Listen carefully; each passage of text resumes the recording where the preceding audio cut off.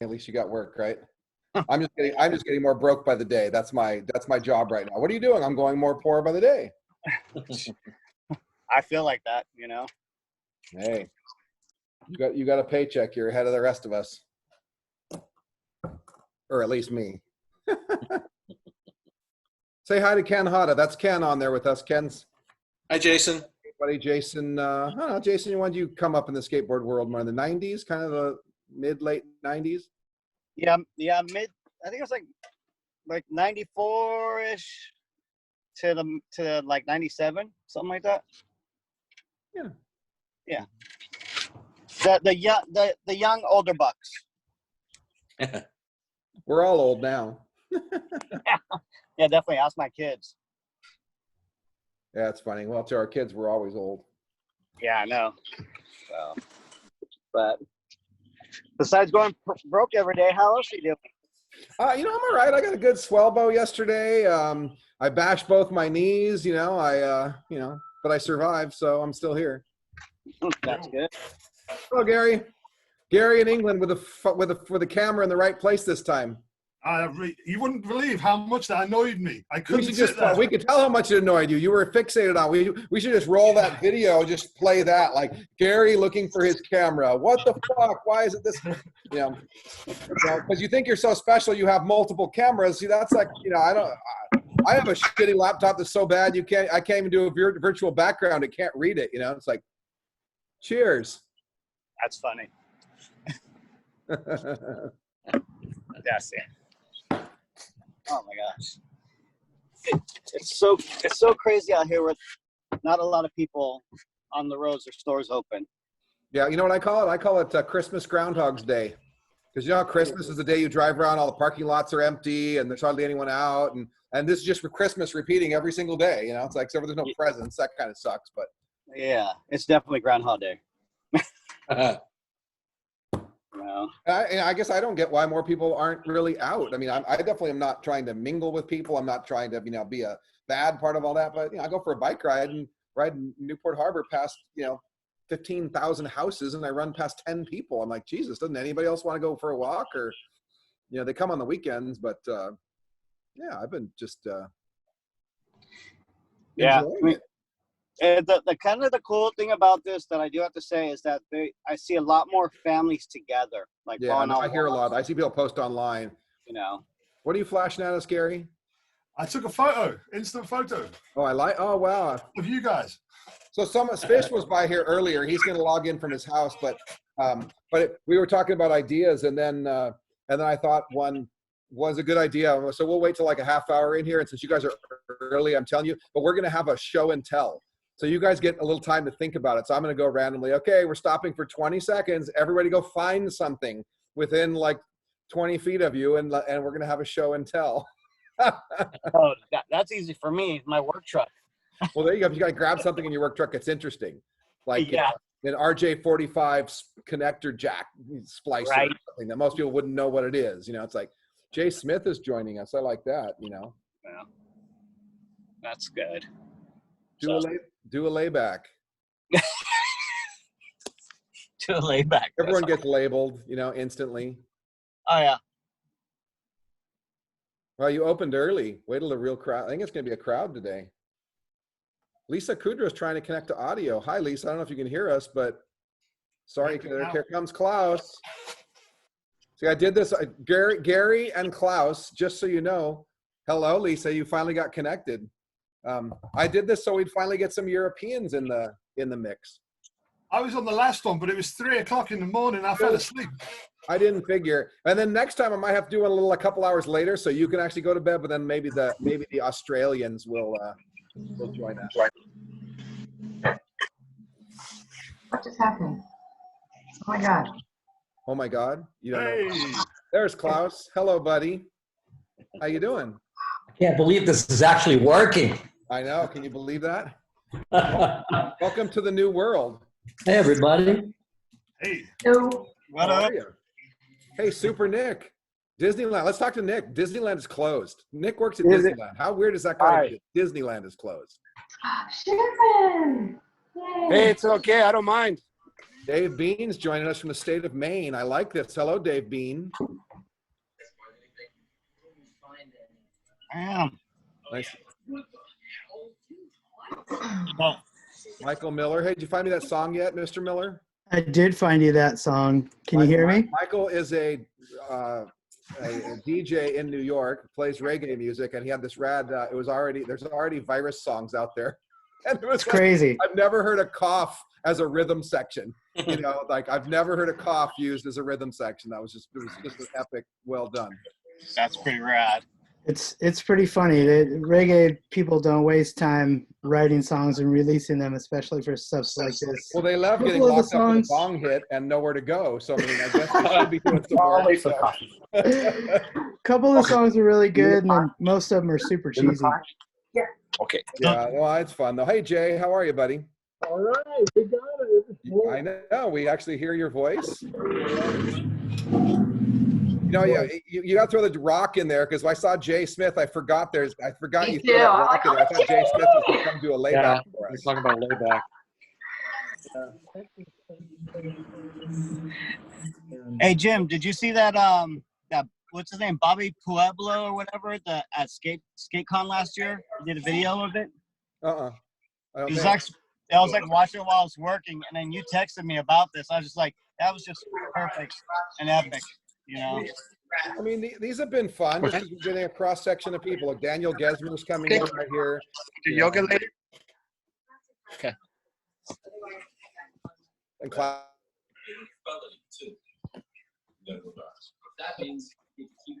Daniel Gesmer, nice. Hey, everybody. I'm going to be mostly just listening because we're actually working in my warehouse at the moment. But let me. What's that?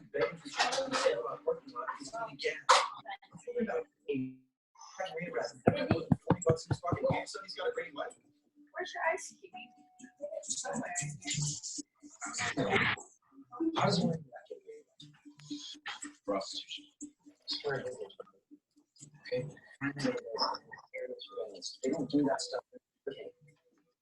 Darren, are you going to come on video? Yeah, you can hear me now, but I don't know how to get on video, right? Okay, I will, though. cool. I want to see you. I want to see you. It's good to see you. Thank you. Who the hell muted me? This is so cool. Catastrophically stupid. Right. Stupid thing.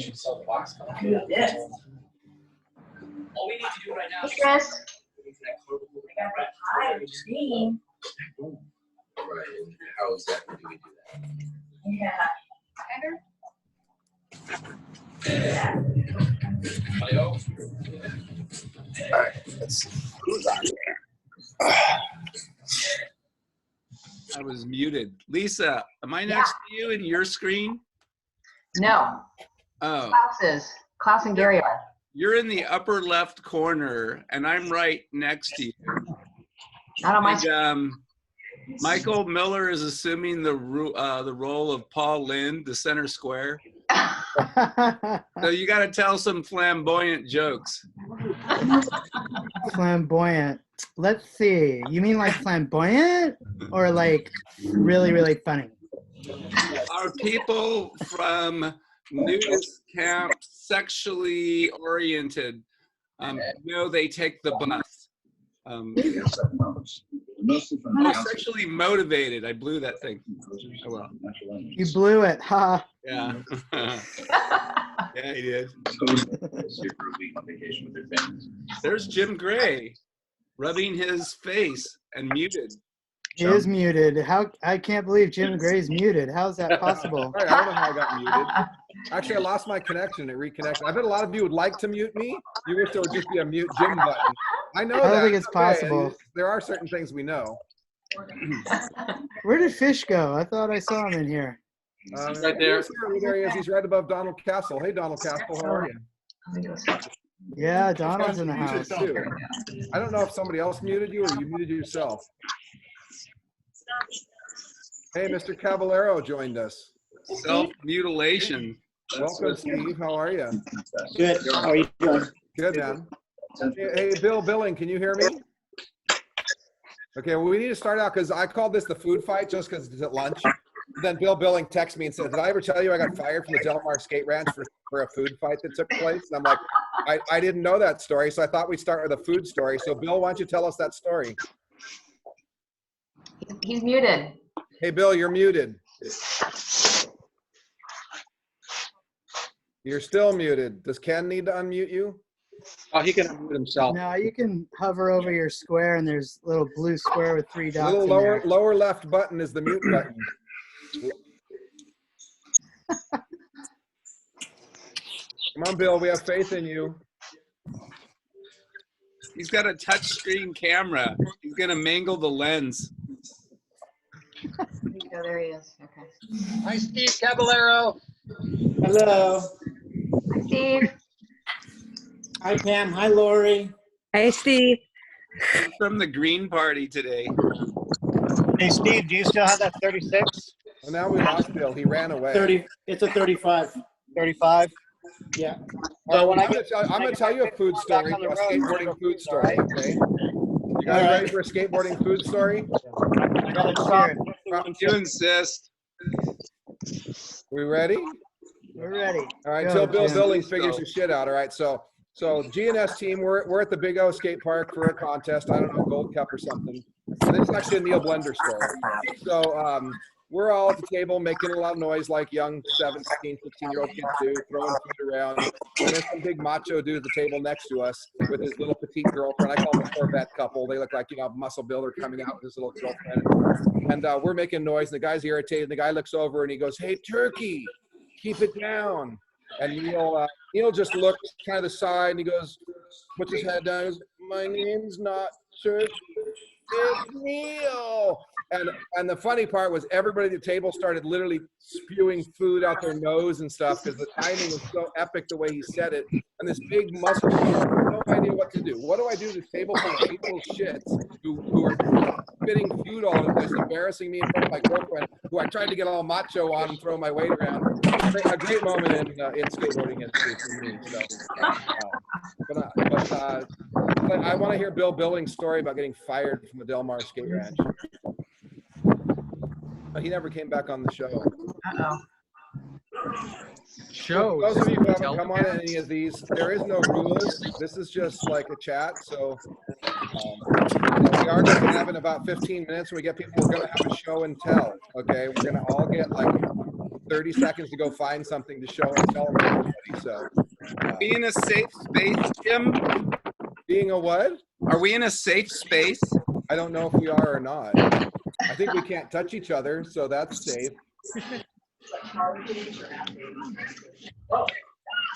So, Mr. Caballero, what have you been up to? Same thing everyone else is, man. Getting home, but you got a new ramp at your house, so that's pretty rad. Yeah, but it's been raining a lot. Oh, so you haven't ridden it that much? I have. It's starting to dry up. But it's kind of not as fun to skate by yourself. How's your leg doing? It's doing much better. I definitely am very rusty at new ramp skills these days. Yeah, I skated last night for the first time in like 5 or 6 weeks. Where'd you go? Called Morales Skateboarding. He has a little bowl. It's a little like L-shaped bowl up in Anaheim. It's kind of a private place. He teaches lessons and stuff. So we just had 5 of us, and pitched in some money to pay him, keep his doors open, and it was really fun. I ate shit really good, but I saw that. to be expected. Yeah, we saw you had to pay. You had to pay to play. Yep. I hope you had your mask on. No, we just kept our social distance. How's that? Good Hold job. on. Someone's at the door. I gotta go there. Okay. So who else? I've got a food fight story There you that go. y'all want to hear. This is back in the mid to late 80s, the Bear Cover Arizona contests always that were loved those. happening. It was the amateur finals at the awards banquet at Sizzler. You guys know about Sizzler? Oh yeah, fast food, or what do you call it? A bar? Well, it was like a big giant salad bar. And like Did they have a giant cow out front? I don't think they had a giant cow out front, but That was Bob's big boy. yeah, No, they just had a statue of Reagan out front. that's funny. So it happened to be Sonia Catalano's birthday also. So we were doing the awards ceremony, giving people their awards for everything. And when it came time to say thanks to the staff, I believe it was Mark Waters. Fish, I think you were there. I was there. Yeah, I think it was Mark Waters was emceeing, and he gave everybody a heads up ahead of time. When I start saying thank you or happy birthday or something to Sonia, I'm going to put a pie in her face. We're going to have a food fight. Well, tell you what, that place was empty in about 2.5 minutes flat. Everybody bolted out As the soon door. as that pie hit her face, shit just flew everywhere. Like, it was nuts. And the first people you'd see hide under the table was the Shut team. The most badass dudes in the crowd went under those tables first. It was hilarious. So you're calling out Passwords. NYC right now. Do you hear that? Where's Lori's on here from NYC? New York's getting called out as a bunch of pansies right now. No. That's what I Sheffy heard. was in that crew. It was hilarious. It was instinct because they were all trained to get under the desk for the nuclear attack. Oh, yeah. Or a drive-by shooting or whatever else was going down. So Yeah, and of course the last word Sonia says is the staff is like, half of them are crying and freaking out. You'll hear from my lawyer, bye. And we were like out of there and just left the people with a mess. Yeah, that was a great time. I remember Red Dog getting involved. Everybody pretty much got involved with salad or whatever bread, leftover bread, whatever they had. Food was flying every single direction. It was pretty incredible. It was kind of scary too, because all of a sudden just this rumble noise took over the restaurant. And, you know, like you said, the bread, every time at Sizzler when you go, they always give you this toast, and it's like the exact same size. Texas thick. toast. But everybody held on to those, and that's what they started with, chucking those across the room. I've always been a very well-behaved person, so you guys got to enlighten me. Except for your mouth. During a food fight, do you take it off the plate before hurling it? How does this work? Well, some people chose not to. They were throwing. That's where it turned really bad. As a couple of coffee mugs came across the room and plates. So, yeah, you know, what do you do with a room full of skaters in a very tight restaurant with maybe 50, 60 or more people? I hide my wallet. That's pretty crazy. So, hey, Mr. Cavallero, do we have any Bones Brigade food fight stories? Has there ever been a Bones Brigade food fight? You're muted, Stevie. I was eating. I didn't think you want to hear me chomping on food. Why not? We're all friends here. We all miss actually human interaction, so listening to you chomp on food is actually quite welcome. No, we were all really good kids. We drank milk and we didn't have food fights. Right.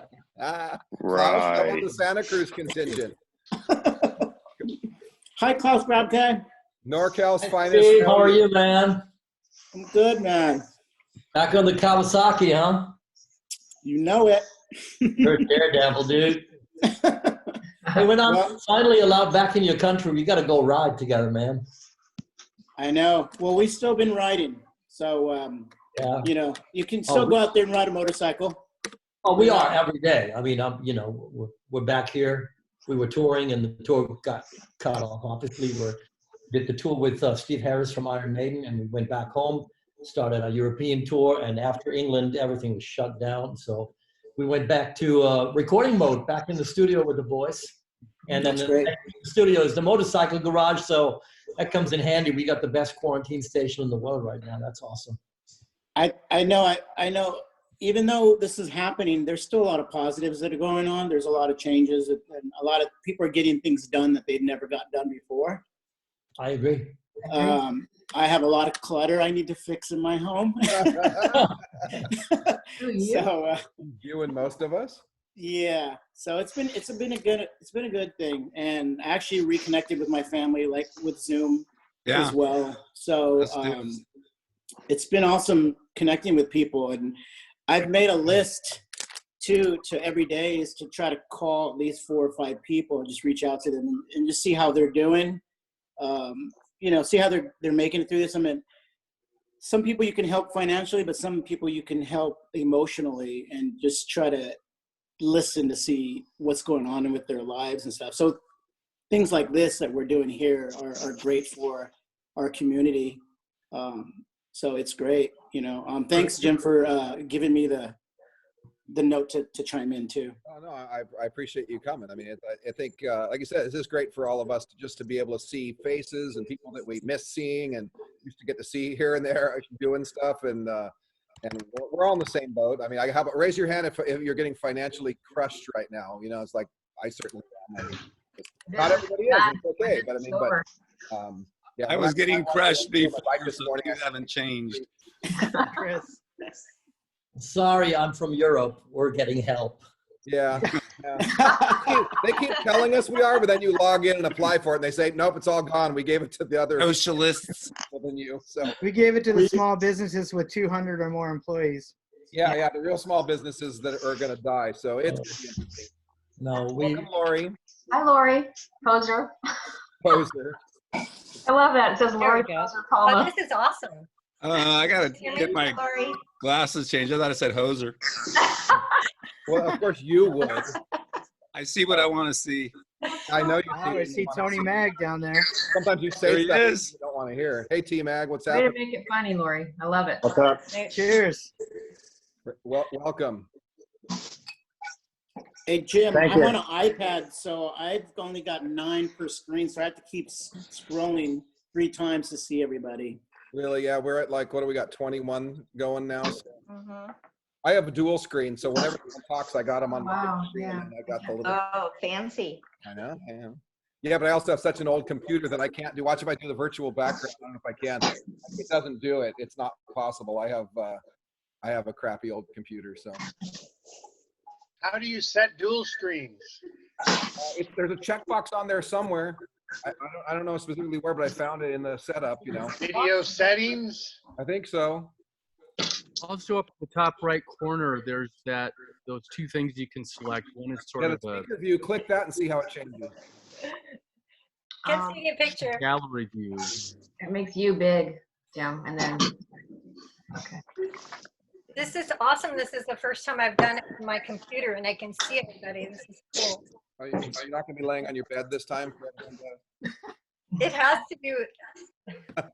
Jim, keep it classy, man. Keep it classy. I was keeping classy. It's just cute. She was actually last time making fun that someone put a picture of her laying in her bed. I go, well, we didn't put a picture of you laying in your bed. You were laying in your bed and you're being recorded.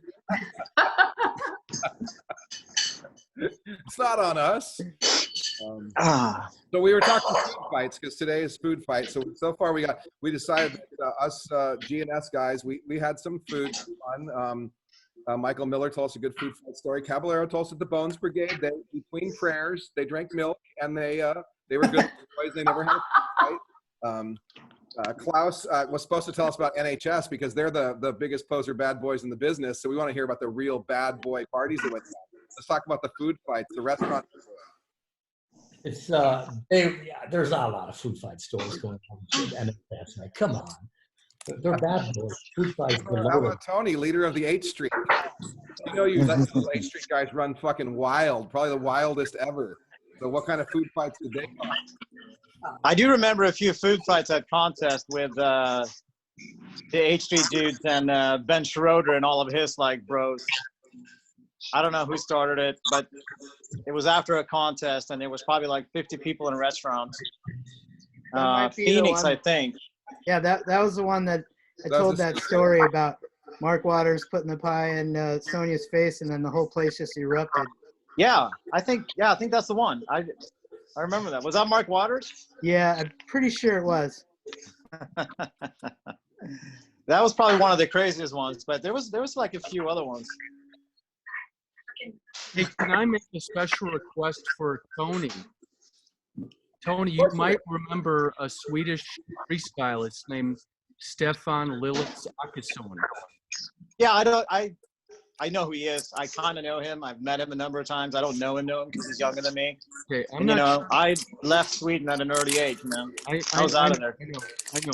Guys like have Special- reunions at special- IKEA and shit. Let me finish this thought. This is a special request for Tony. Lillis is going through a really hard time. His dad passed away from the virus just a few days ago, and today is his birthday.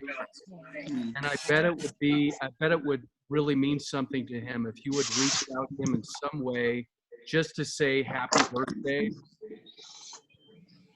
Would you think about doing that? Are you asking me? Yeah. Oh yeah. I don't. Is he on Instagram under what? Lillis? I'm not sure if he's on Instagram. I know he's on Facebook. In the private message sidebar, I'll send you all of his contact info. Okay? Yeah, for sure. Daniel. Yeah, of course. Daniel, Yeah. he's on Instagram. Should we Okay. all send him a note and say happy birthday? Yeah. How do you find what's his Instagram handle? Here, let me find it really quick.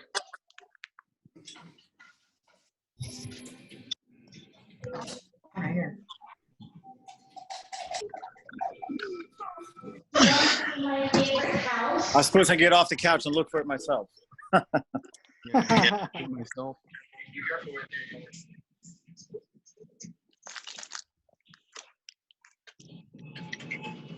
Super Nick, how do you do the background? Are you on a mobile device or a computer? Computer. I don't know. I only know how on a mobile device. I could tell you. On the computer, if you're on the computer, on the left bottom corner, you'll see it says stop video and there's a little arrow. Click the arrow and then a menu will pop up. Choose virtual background. Yeah, look, mine doesn't work. And there's different things. And you can also throw pictures in there. Okay, cool. Virtual background, none. It says none though. You have to pick. There's no pictures in there? There should be like Choose something other than this. none, or find a directory and then choose a picture from the directory. There should be like default ones. These are all default. Yeah, there's Go nothing there. to your photo album. There's Yeah. I just cleaned up my computer. There's Some really bad things could come nothing up on my if you computer. just- It's all on an external drive. Bummer. Wait, let me figure it out. I'll be back. So on Stefan's Instagram, he's got a picture of a forest doing the walk. Is that where we're going to say happy birthday to him at? This is Lilith's Instagram. I just typed it into the chat sidebar as well, everybody. Stefan, I can't see. Stefan Lil. Good morning. How are you? Is that showing up backwards? Guy, what's happening? Yes. Hey, It looks good like it morning. is. If you have mirror screen on, it'll be backwards to you, but we'll see it straight.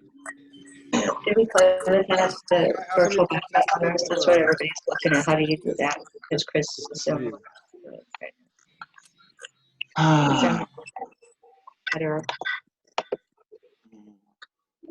Virtual background.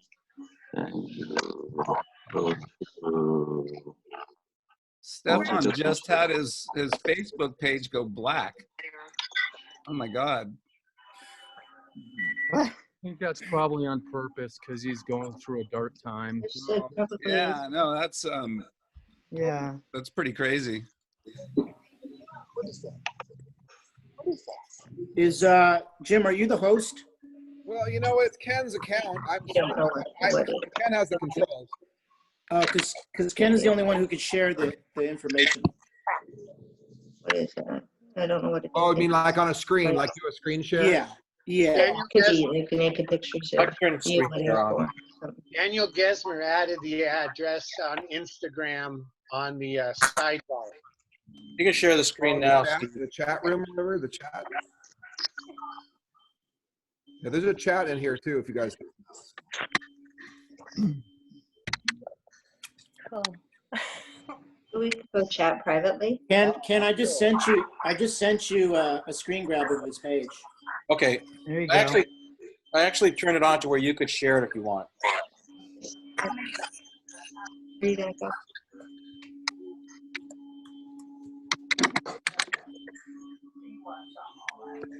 That's okay. There's probably some cool Stevens Pass ones in there. Oh yeah, that's Have snow. a scary thing when he puts all black up there. That's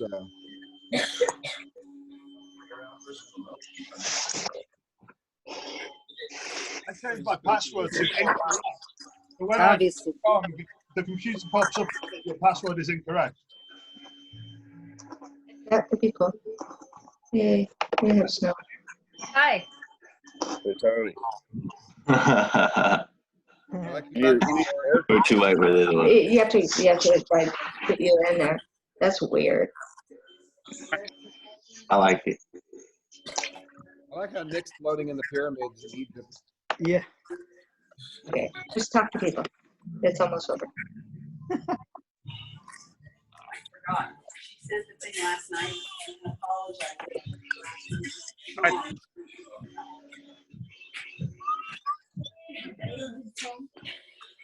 For 9 months, Yeah, everybody's same trying to day. make it believe. I like that one. Lori, now you're at the bottom of the pool. No, there's Lance. Look. What's up, Tony Mag? Can't see it. Haven't seen you in a couple of years.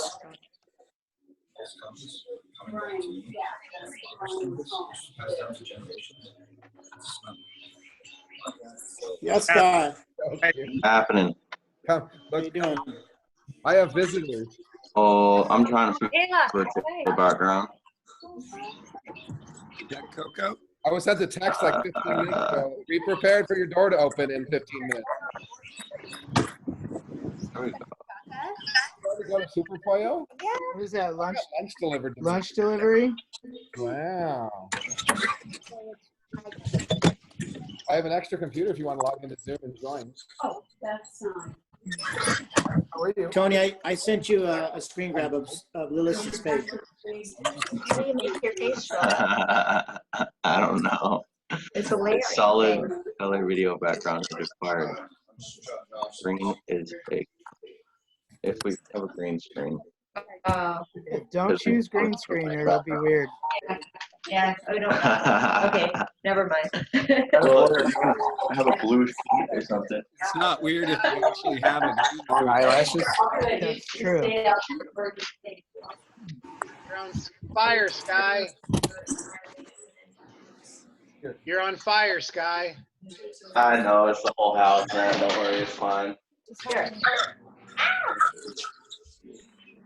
Oh, that's cool. Is that gonna help? No, it didn't. Why am I doing Ken Hotta's screen? Oh, there's a rich. Yeah. Okay. Let's find it out there.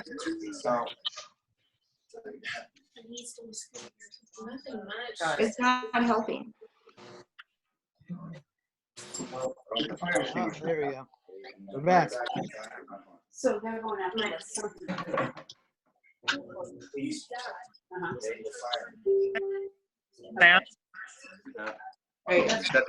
It's not wide enough. What's up? We're trying to set ourselves on fire. But Yes, no. now we got snow, so it's Depict all the good. hell that we're actually in. No. Okay. Here, do you want to sit down next to me? There's two chairs here. I promise you. Okay. Everybody looks all comfortable.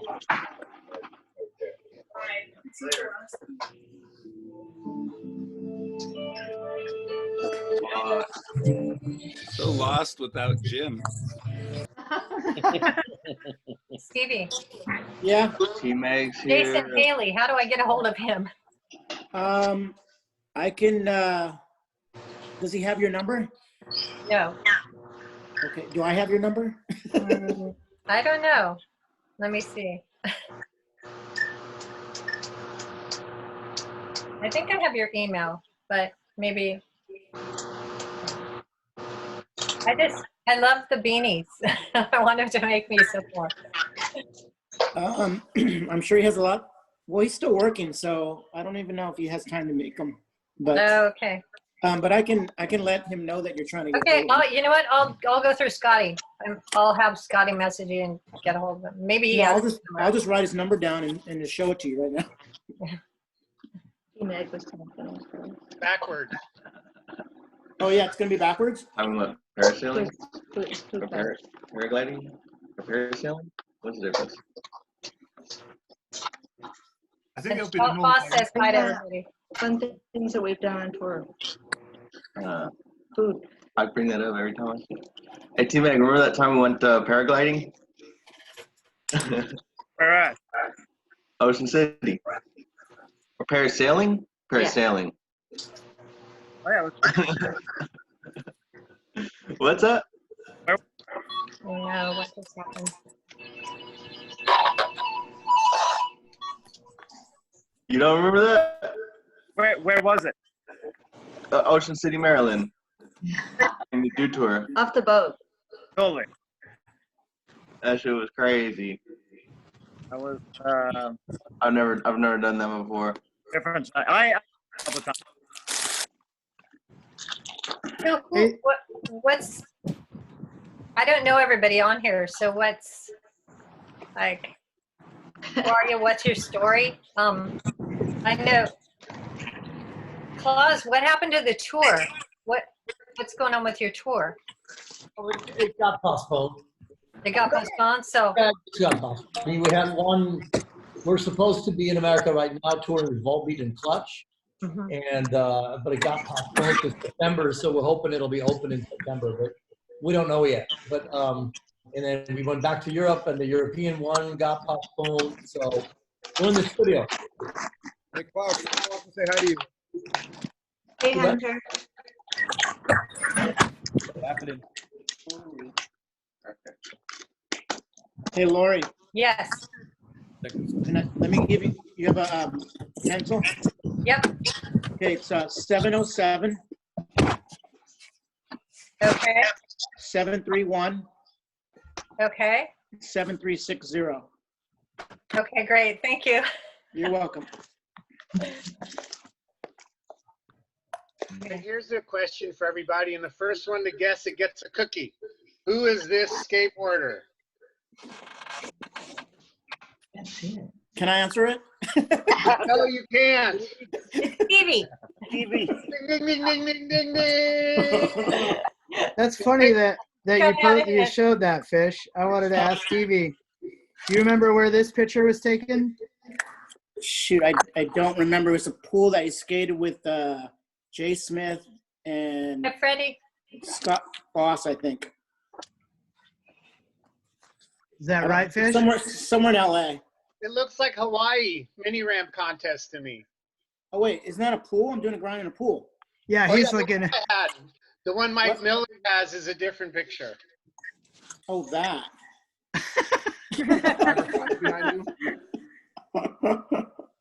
That's funny.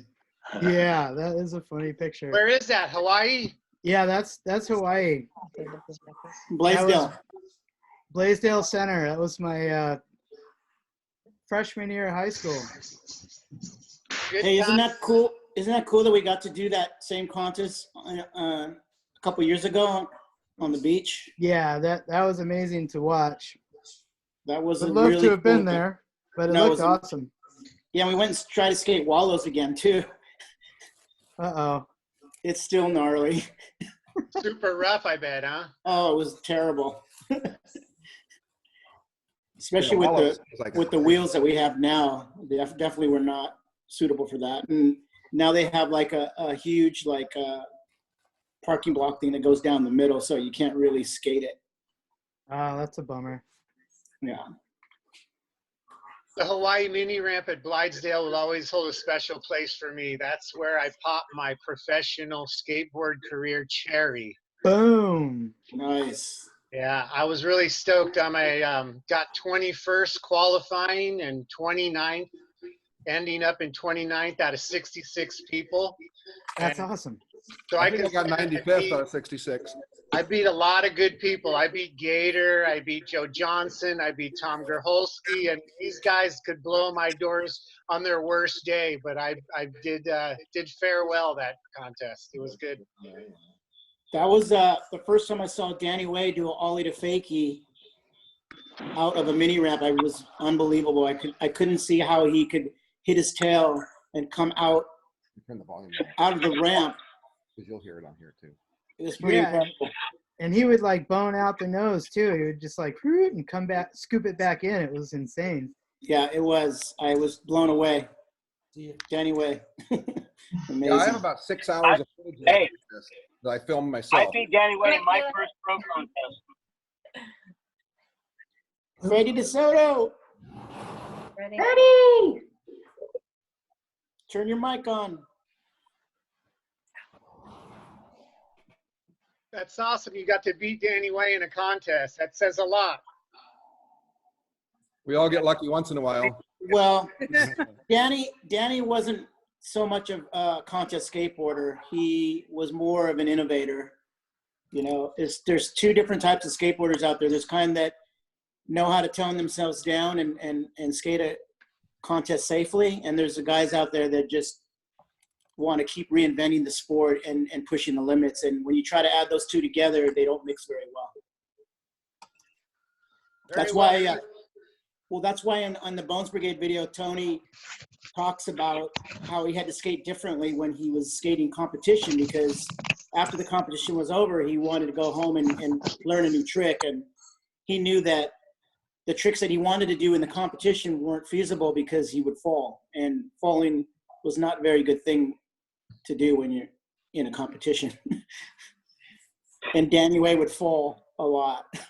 Oh yeah, because he Yeah, would but going drop big- in and try the hardest trick, and then he would get so pissed. Yeah, and if he had a clue, you know, and he could have humbled himself enough to skate competitions, he probably would have did really well. But you know, that's where humility and pride comes in. Yeah, because Danny had a lot of tricks that were way ahead of his time already in his bag. But at a lot of contests, he tried the latest trick rather than the ones he already had mastered that probably only 5 people could do. Yeah, I mean, not a very wise choice of trick selection in a competition, but definitely inspirational. Well, I think the opposite would be Tony Hawk when you talked about how he would practice a trick. I used to joke and call them "fuck you" tricks. I mean, the tricks that he would never bust out until the finals. You know, that he would practice behind the contest or before the contest. Nobody saw it. Interesting. Do the same run for most of the prelims and the semifinals, and just be there. And then all of a sudden, we're in that top spot. It's who's going to get the top, and he starts busting shit out no one's ever seen. And it's like, I'm like, fuck you guys. You know, it was like, you know, it worked. You know, and it the shock and let's say extra points were always added when you both busted out something no one had ever seen. And that was the complete opposite of that. Very calculated, very competitive. Very smart. No, it is very smart. When you look, also some of my favorite skaters are the opposite. Like look at like Grayson Fletcher. Like he could go out and like if he could do everything he could do, he just blow your mind. But he doesn't really care enough to try to put it into a run. He's just going to do it. If it organically flows and it works, it's good for him. And if it doesn't, he doesn't want to be there anyways. So, but he's incredible to watch. You know, you always want when you watch when he drops in, everybody starts watching. You know, so it takes all kinds to make it happen. I just had an invite to go surf, so. What? Well, Priority. your priority. It was nice to see everybody. I'm glad you're all well. I hope your families and friends, loved ones, everybody's well. So anyway. 6 feet away from those dolphins. Absolutely. Enjoy the water. Enjoy that new board. Take care. Bye as well, dear. Freddie. Yes, Jim. Your face popped up big, so talk to us. We love Freddie. Hi. Good morning. I'm a government employee here doing work. I can't do a bunch of talking, man. I thought this week you're off, or was it last week you were off? Last week I was off. Freddie works for the Department of Water and Power in downtown Los Angeles. And it has ceiling panels at his shop. Don't touch the power when you're standing in the water. Nice guy. When am I going to get a chance to shoot some more invert pictures of you? Oh, shit. Soon. Hope so. Yeah. As soon as this is all over. I thought you were talking to me. You can still do inverse, Jim? Every night when I go to bed, man. Every night when I'm in bed. More tweak than ever. Right before you wake up, right? Someday I'm gonna do one. I just been lazy. I had a dream about two-way mirrors last night. Two-way mirrors. You want to expand on that? Yeah. Was there I don't know. I was in some hotel that had fucking two-way mirror. So you're looking at one-way mirror. What do they call it? The one where they can see you and you can't see them. A one-way mirror. Oh, so you felt like yeah, Isn't two-way it mirror. illegal in a hotel? That's Well, fuck, there's a lot of illegal shit that people do. So were you watching the other people or were they watching you? Oh, they were watching me. But I Okay, found out about that it. was paranoia. It was perversion if it was the other way, but it's paranoia if you're being the one that's watched. So. Oh yeah. Don't get that kid's mind running like that. I don't really think I need to jumpstart that.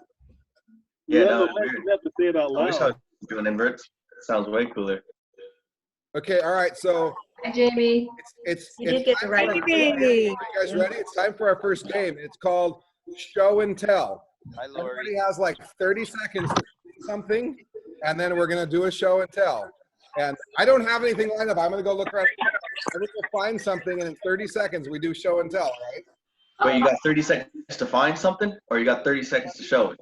45. 30 seconds to find it, I think. We'll just let him find this thing. Show your computer. Well, I'll Just take the lead. bunch of guys from California. I'll take the lead right now. All right. Because I've got something in my hand. I got the 1980 Oh, no. September Thrasher magazine. Okay, good. It's got a backyard pool shot on the front. That's where I showed the photo of Steve doing the front side grind in the pool. And so I'll just show and tell the Fogtown Skateboards ad from San Francisco, California. Wow. Little self-promotion here. There's me doing a big invert on Joe. And you've been foggy ever since. And there is Bryce Knights doing a boneless on the Bridge of Death at Joe Lopez's ramp. And of course, Fogtown is a derivative of Dogtown, except, you know, San Francisco, if you've ever been there, is foggy. Fast. All right, next, let's go with, I want to know Michael Miller Does that mean Venice is doggy? Doggy. Town. Very doggy? It is kind of doggy. It's more dodgy than doggy. Dodgy so or the saying doggy? goes- It's more dodgy than doggy. They should have called it Dodgetown. They should have. All right, Michael Miller, what do you got? What do I got? Well, I've got this fun picture. I'm going to pull it in because I wasn't able to run around the house. Hi, Jamie. Hold on one second. Hello. Hi. Hey, Jamie. How are you, Jamie? How's it going, guys? We're playing. Hey, Jamie, you just got in. We're playing show and tell. You got to go find something and bring it to the. Whose board graphic is this? Anybody know whose board graphic this is? Tony I know. Hey, Michael Miller, are you finding what you need, or we need to come back to you? Oh, I got it. Down on you, Stevie. You ready? We're ready. Okay, Michael Miller's going to show us his show and tell. Never seen it. So, I skated a lot back in the day, but this is my picture I only got in the magazine. That's me holding up the high air thing, 1997 deck in Las Vegas. Well, all right. Well, I'm going to take the time to say thank you, Michael. To those of you who don't know Michael, Michael volunteered for Castle a lot, worked on a lot of contests with Sonia, spent a lot of time helping out skateboard stuff. He's one of my local buddies in the county, and now he's a DJ in New York, spinning the reggae. So, Yeah. all right. What do you got, Rob Lazarus? Hey, can you hear me? Yeah, we can hear you. Well, listen, this is really cool for me because there's a lot of people here that I liked and still do, but I got Hey, another. Rob, what's going on? My entire house is flooded right now. We haven't taken everything out. My What roof happened? is coming up. I got a hazmat team coming in. What's the matter? I'm in a crappy way. How did, well, sorry to hear that. How did your house get flooded? Well, I did it. I put the refrigerator back and I clipped the hose for the water and ice, and about 5 days later, we had a monsoon in our house. So yeah, Did that's you my have to break and run all night, basically? 5 days. 5 days. Wow. Oh. It all And went that's into why the- you're wearing a shirt that says fluid. Yeah, that's yeah. rather appropriate. Hey man, but I'm just glad to be able to see a lot of you guys. I just have I just really love you guys. And I was a little older than most of you, and I worked at the Big O for a while, and concrete, concrete wave and all that stuff. So for me, it's just like reminiscing with all you guys. And, Well, I'm glad. I'm glad that helps offset some of your crappy feelings. yeah, it's kind of cool to see you guys. Now you're making us moist. Well, and again, just like with Michael, thank you for the time, because for all of us who grew up in those skate parks, we realized, man, the people who freaking opened them up, closed them up. Freddie worked at Big O as well. I mean, that made our lives. We were kids. That's what gave us somewhere to go. It was really cool for me because I went to the concrete wave or whatever it was, and Mike, not Mike, that he was at Big O too, and he was really cool when we had the concrete wave, and Stacy Peralta was there teaching us how to slalom, and I don't know if anybody remembers that, but concrete wave was #1, I think. So that's awesome. Well, welcome. And then Hey, Rob. all yours at Tell, and that is don't clip the wire, the water line before you connect it. Okay, so we're learning something from Tell today. So, Hey, Rob. I'm gonna ask. Let's see. We're gonna ask Ken Hada what he has to Hey, show. Jim, hold on a sec. Cab's trying to get a word in. Go ahead, Cab. Yeah, I just want to say, Rob, fun fact is the concrete wave was the very first skate park I ever skateboarded in. Me too, buddy. Me too. I had a sweep before I could skate to not have to pay. Okay, so you know the snake run? Yeah. I couldn't do it. I couldn't go front. I couldn't go front side. I didn't know how to go front side. I figured it out. At the end of the day, I figured it out. Yeah. NASCAR doesn't know how to turn right, so I could only go backside. Sorry. Cool stuff. Cool stuff. And Concrete Wave was my first skate park as well. Nice. Wow. Yeah. Yeah. All right, so who are we going to go to? Who are we going to next? Ken Hada, I think I asked. I have a. Can you guess? Can you guess the wheel? What kind of wheel is it? Yeah. Oh, can you guess it? Some kind of conical. Turn it sideways. I know, turn it sideways so we can see the light. No, not all the way sideways. It's an Alva triple conical. Close. With the pin, the 1-inch punker pin went in to cover the bearing. It's like a GNS yo-yo. Close. No, it's a Sims. Yeah, Sims. So it's a Sims B52. B52. Let me ask you, here's an interesting thing. Steve, like, how old were you when you got sponsored?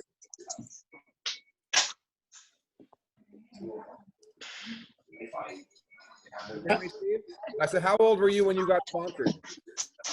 By a skate park or by Powell Peralta? Starting to get product from people. How's that? Well, first product I got was from Santa Cruz Skateboards through Campbell Skate Park, and I was about 13. Okay. And me is about the same, about 13 or 14.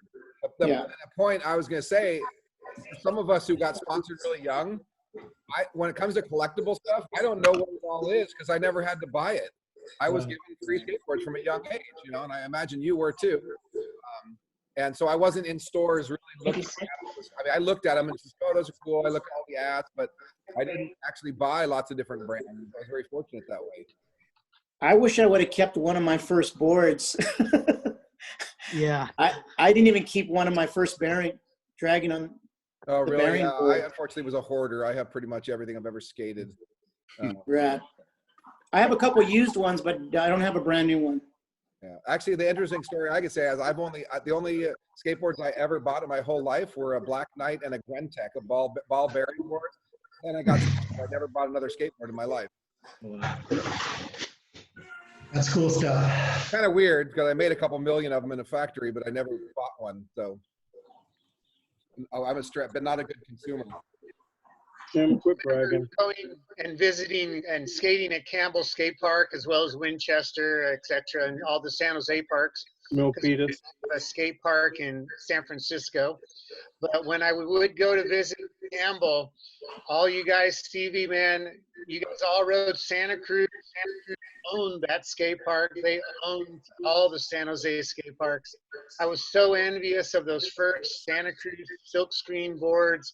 You and Foss and Clay Townsend and all you guys were riding Santa Cruz products. Oh man, it just made me so envious of Santa Cruz and always wanted to have that kind of product, you know, like. Well, the same way about GNS. They were the closest company to San Jose. I mean, they were the only board company around. So of course they definitely sold all over San Jose, and they were the first ones to help out Campbell Skate Park as far as sponsoring the team. So that was my first flow of product. That and we would get independent trucks from them as well. OG wheels. Yeah. Cool. All right, let's keep going on show and tell. Yeah, ask me to show and tell so I can put this silly thing down. Okay, all right, there you go. Chris Chappett's on show and tell. He's going to show us. Oh, me? Yeah. Oh, okay. So the reason like it looks like you can see right through me is because you can right now. So what is this? Green screen. We can all see right through you anyways, just so you know. I know I'm using a green screen, but what am I holding? You're holding it. That's normal to me, Chris. It's a cross section of your new truck. So here's the issue. Because I have a green skateboard truck and there's a green screen behind me, this was like being hidden. Freaking blade. So this is just a totally weird thing. This is actually my buddy's truck, but it is a 0-degree truck made for electric skateboards with a couple motor mount clamps on the sides here. But it happened to be green, and I didn't think about it. But of course, when I have my my chroma key filter on, it ends up looking kind of interesting. So put over your face. Let me see what it looks like. Yeah. Improvement. Of course. Much. It's a nice effect. So why 0 degree? Let's talk about that. What's a 0 degree? Well, if you think about a motorcycle, a bike, a scooter, what you have is a car. You fundamentally have a vehicle that steers in the front and nothing in the back. And there's a lot of stability in that. The opposite of stability would be driving a forklift or driving your car in reverse where there's no steering in the front. So what happens is when you get all this rear steer, the back end wants to come around. It's like rather than really turn with stability, you're like pulling a U-turn. You know, it's like antithetical towards drive. So in slalom, you want to have splits where you have a really, really shallow back base plate angle and a really steep front so you can drive off the rear, kind of like a thruster surfboard where pumping actually drives you forward. And then in downhill and electric skateboarding, you're hauling ass. And so you don't really need or want any rear steering. You're not going to do any sort of crazy turn because you're going down roads that cars were meant to, turn on. So you really don't need any steering. So it's kind of like a car's rear axle, and then your front steers. And the only real question is, when do I get to come ride it? Oh, anytime. But I may try to embarrass you and get some blackmail footage because I have a one wheel and an electric unicycle. But the one wheels and skaters trying electric unicycles for the first time. I've never ridden with like the whole fruit booter footage. It's blackmail. I rode one of those one wheels around trade show like the whole day, and of course it hurt my calf muscles because you have to balance on it for speed. Yeah, you do have to work those muscles in. There's a whole bunch of new muscle groups. Yeah, but but I've never ridden a unicycle. Who's ridden a unicycle? Raise your hand if you've ridden a unicycle. A unicycle or an electric unicycle? I'm just curious. I've never ridden a unicycle. I've always failed every time I did. So I tried to and I couldn't do it. Yeah, I like the unicycle. It's not easy. Fun fact, the man who invented the unicycle never learned how to ride it. We're gonna move on. Let's talk to Gary. Gary in the UK. What do you got? Show and tell. Grab something. I was going to go and get something out of the garage, but garage. No, here will be garage. No. My camera, my favorite camera. Okay, so take a picture of us all right now. Everybody smile. Everybody give him a peace sign or a wave to him. We're taking a picture. Well, is that a Polaroid? No, it's Fuji. It's Instax. Okay. It's got it last He's week. looking up to see if you can see down. Let's try that again. All right, You can send that out and it'll be developed on so everybody's ready. What model is that? Hey? What model is that? That's the one. No, I thought that was the wide one. Everyone blow on the picture so it dries quicker. Gotta shake it. Are we taking another one? We'll have to wait till it processes and you'll bring it back to us, okay? Because, you know. What's coming back? All right, well, here we go. We're appearing. We're starting. I got. Oh, that was special. That's a very special moment, Gary. Thank you for sharing with us. Hi, Uncle Dave. Are you going to scan that and frame it for all of us and send us a copy? I'll post it to you. Perfect. Is Skylar winning the fewest candles on the cake contest right now? Yes. Yeah, because we were all. Yeah, we have to have like air blower type. I have to have a little Mexican guy with a leaf blower, like. Yeah. Oh, he went there. Where's? Why does it have to be a Mexican? I know. Oh God, Caballero. No. Fisher, I'm Mexican. Somebody do a French joke now, so I feel better. I found out I was Japanese at age 35. How's that? So, Lisa, do you have something for us? I don't. You don't? Lisa. You pointed something. I see like. I'm sitting here watching all you guys. Show us your hat. Exactly. What do you got on your hat? What are you wearing? Shaka. Shaka sign. It's a local brand on Maui. Okay. Because it's unacceptable. Flavor. Something. So thank you for showing us your hat. You're welcome. I got something for you, Jim. Mariah. Mariah, you got something for us? Yeah, I do.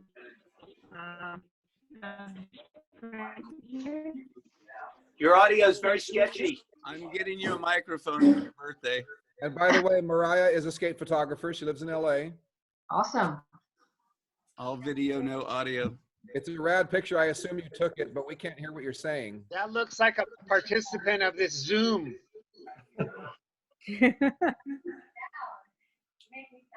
What's that person doing up in the sky? So who's in the picture? Freestyler Envy. I still can't hear. Sorry about that. Oh, it's Steve. She said it's Steve. She's unmuted. Put it in the chat. It's Steve.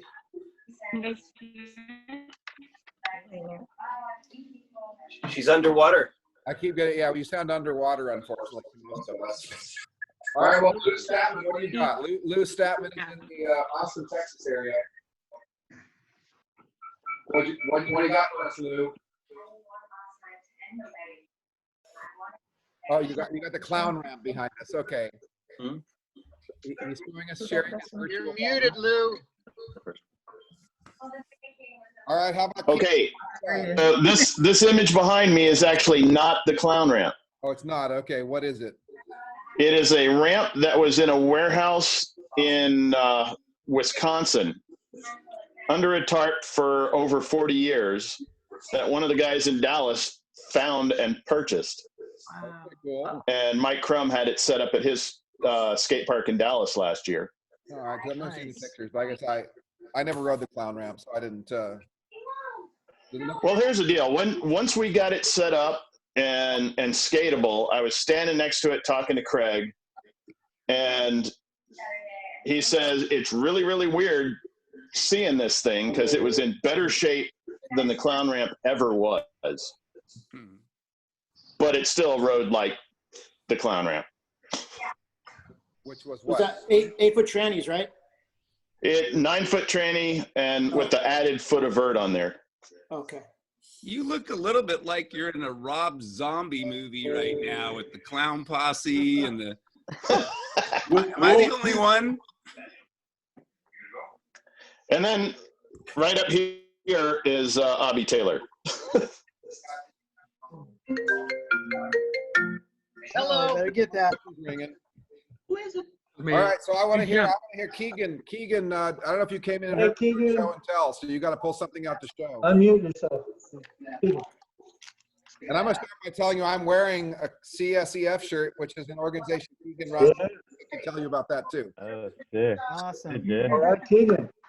What is that? Yeah. Sucker cockfucker? Hey, Jim. Oh. Let me Why not see what I unmute? have to show here. Let me see. Anything. Just grab something and give it a show and tell. Here, I'll look at say the shirt I'm wearing. It's kind of irony. I have one of those too, actually. Custom shifter, I got one. Oh, these? Thanks, Stevie. So I'm living in Highland Park in LA right now, or like Yep. Eagle Rock Highland Park. Yep. Highland Park, eh? Yeah, Lance designed Garvanza Park. So for the 10-year anniversary, that's my local park. They made a limited like 50 run of boards. And yeah, he designed that pool, and there he is doing his ad plant on the graphic. And we were at Dew Tour a couple of years ago, and you, Steve, and a few other people were there with your art, Love and Guts thing. And my buddy got Lance to sign it for me and everything. So it's a wall board. Nice. That's cool. That's my local park. So I'm pretty stoked on that. That's a good go and tell. Okay, now tell everybody about your organization and who may not know. All right, I'll plug myself then. Damn. Come on, Jim. No, just tell them about it. No, Not even thank. plug. It's I run a nonprofit called CSEF. It's the College Skateboarding Educational Foundation, and we give college scholarships to skateboarders. That's awesome. Nice. Very cool. CSEF. Yeah, I want to go to school. And I'm hyped to see J-Rock because I used to live in Raleigh, North Carolina. I'm from North Carolina. This is my first time seeing his face in probably 5 years. That's something. awesome. See, this is bringing people together. And by the way, Yeah, I absolutely. at your fundraiser because I wanted to support you. And I don't buy much of anything. Absolutely. So Yeah, Jim came through. We had a dinner fundraiser at the barracks right before all this hit at the end of February. It was fun. It was very nice. All right, so next we're going to go to Michaela. Jim, quick hey, call request. everybody, I got to take off. Okay. Good seeing y'all. Thanks, Lou. Take care, Luke. Hey, Luke. Have a great day. And Michaela, would you mind if I cut in front of you? Because I've got to go in just a minute. Okay, go ahead. I'll be real quick. So behind me, we've got a photo of Ed Nadlin, whom I just spoke with this morning. And he's being inducted into the Hall of Fame. Congrats. And here I have an original Speed Spring truck There you go. with the spring in it. Speed Spring? Is that what that is? This is an original Speed Spring truck. Yeah. With the actual spring in it. You can Was that one of your inspirations for seismic? Actually, no. Who does that? Who puts springs in trucks, Dan? Who does that? Dan, that's why I'm asking. Here's another spring truck from way back in the day. This is an Excalibur. How many of you are old enough to Yep, I remember them. I remember. This thing They weighs were like a expensive. pound. I think this is probably a 20-ounce truck. It's just solid aluminum. Hey, Dan, no can I pocket, tell you no. something? The spring is supposed to be in your legs, not your trucks. Oh. I mean, But you can get into that. My step. I'm kidding. It's a dad joke. Dad joke. Okay. That's a good Dad joke. joke. Whatever you want to call it. Bad or dad. Well, listen, I unfortunately got to run, but it's been a real pleasure to hang out with all you guys. Thank you. Hi, Daniel. You all Good to see you, Dan. Hi, Daniel. See you, Daniel. Again. Always a pleasure. See ya. Jazz hands. We're going to Michaela. Keep ripping. Michaela brought me lunch, by the way. Thank you, Michaela. thanks, Michaela. Does she need my address? She's muted. Muted. She's muted. I can hear it through There you Jim's, go. Jim's Thanks, Jim. device. Jim, You let can her hear my get on speakers your here. I'll computer mute so we while we can do hear that you. here. Okay. So here's a little collab bag that I just picked up from Teal Press. And it's a little collaboration with Etnies and Poseidon for Earth Day. And it just says go skate. And yeah, I'm pretty stoked on it. It's our first little tote. And Tell everybody about Poseidon Foundation. Poseidon Foundation's about inspiring youth to pursue their passions and accomplish their dreams. And we've teamed up with several different people within the skate industry, and we go do tours in rural areas and just kind of bring that light of how skateboarding has helped encourage and build self-esteem and confidence and determination and perseverance, and just kind of bring that to kids in school as well as communities. And what we do is also build homes for homeless families. In the last 12 years, we've built, I think, 14 homes. Wow. And we built a community garden that feeds 50 families in Colombia for the next 10 years. And here locally in SoCal, we go to different elementary schools and teach them about dream sharing, which is getting them to ignite their passion and give them pathways on how they can accomplish their dreams. And that's one of our biggest things. And all you guys on here are like inspirations to me. So I feel very honored to be on this conversation. And thanks, Jim. And Ken and everyone here. No problem. We have some awesome people on here. And you. Hey, Jim, can I share? Jim, you're muted. All Jim, right. you're muted. Okay, yes, you may. Come on, bring it on. Okay. So since I've been tied up at home, I've been doing a lot of artwork lately for people. I've been getting a lot of commissions and stuff, and I just wanted to show you the latest one I'm doing for a skate competition that happens in Sweden every year called Bollstock. And the guy reached out to me, so I've done the pencils, and I just started inking. I'm not finished inking it yet, but this is what it's looking like. Wow. Wow. Nice. Bollstock. I like Bobby that. Draw Skull influence, huh? That is so cool. Beautiful. Yeah, the guy wanted a Viking skull with a skateboarder and some music in there. Very cool. So, It's hey, tell us about the art nights you have at your house. That was something I learned about recently. Well, when we could get together and hang out, we used to come over to my house and do art night, and everyone would bring their own different medium, and everyone would be working on different things. We'd have sometimes from like maybe 2 or 3 people to like 10 or 12, depending on who could come out. And I just opened my house to come and just hang out, listen to music, and draw, and sometimes it's hard to get motivated, but it's really cool to hang out with friends and kind of get inspired by each other. Inspiring people, you really are. Because I heard about it from an artist I know, Crab. We were just talking about something. He goes, "Oh man, I go to art night at Steve's sometimes," and I again never knew you guys even knew each other, so that was cool to see. But he's a guy who grew up skateboarding, so he definitely, I guarantee, was admired you as a skateboarder. So to be able to come into your house as an artist too, and kind of collaborate with you and talk, I mean, it means a lot to him.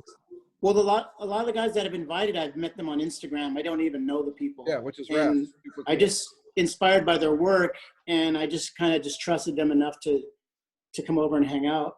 That's one of the best things you get to be, in addition to being a skateboarder, is once you become an influence to skateboarders, to show them that a high-level skateboarder that doesn't need to hang out with them does, because he's real. I mean, that's the cool thing about skateboarding. We're closer to the people that follow skateboarding than most other types of sports. We're not in a stadium, we're not behind a gate, we're not, it's nice that you actually invite them in.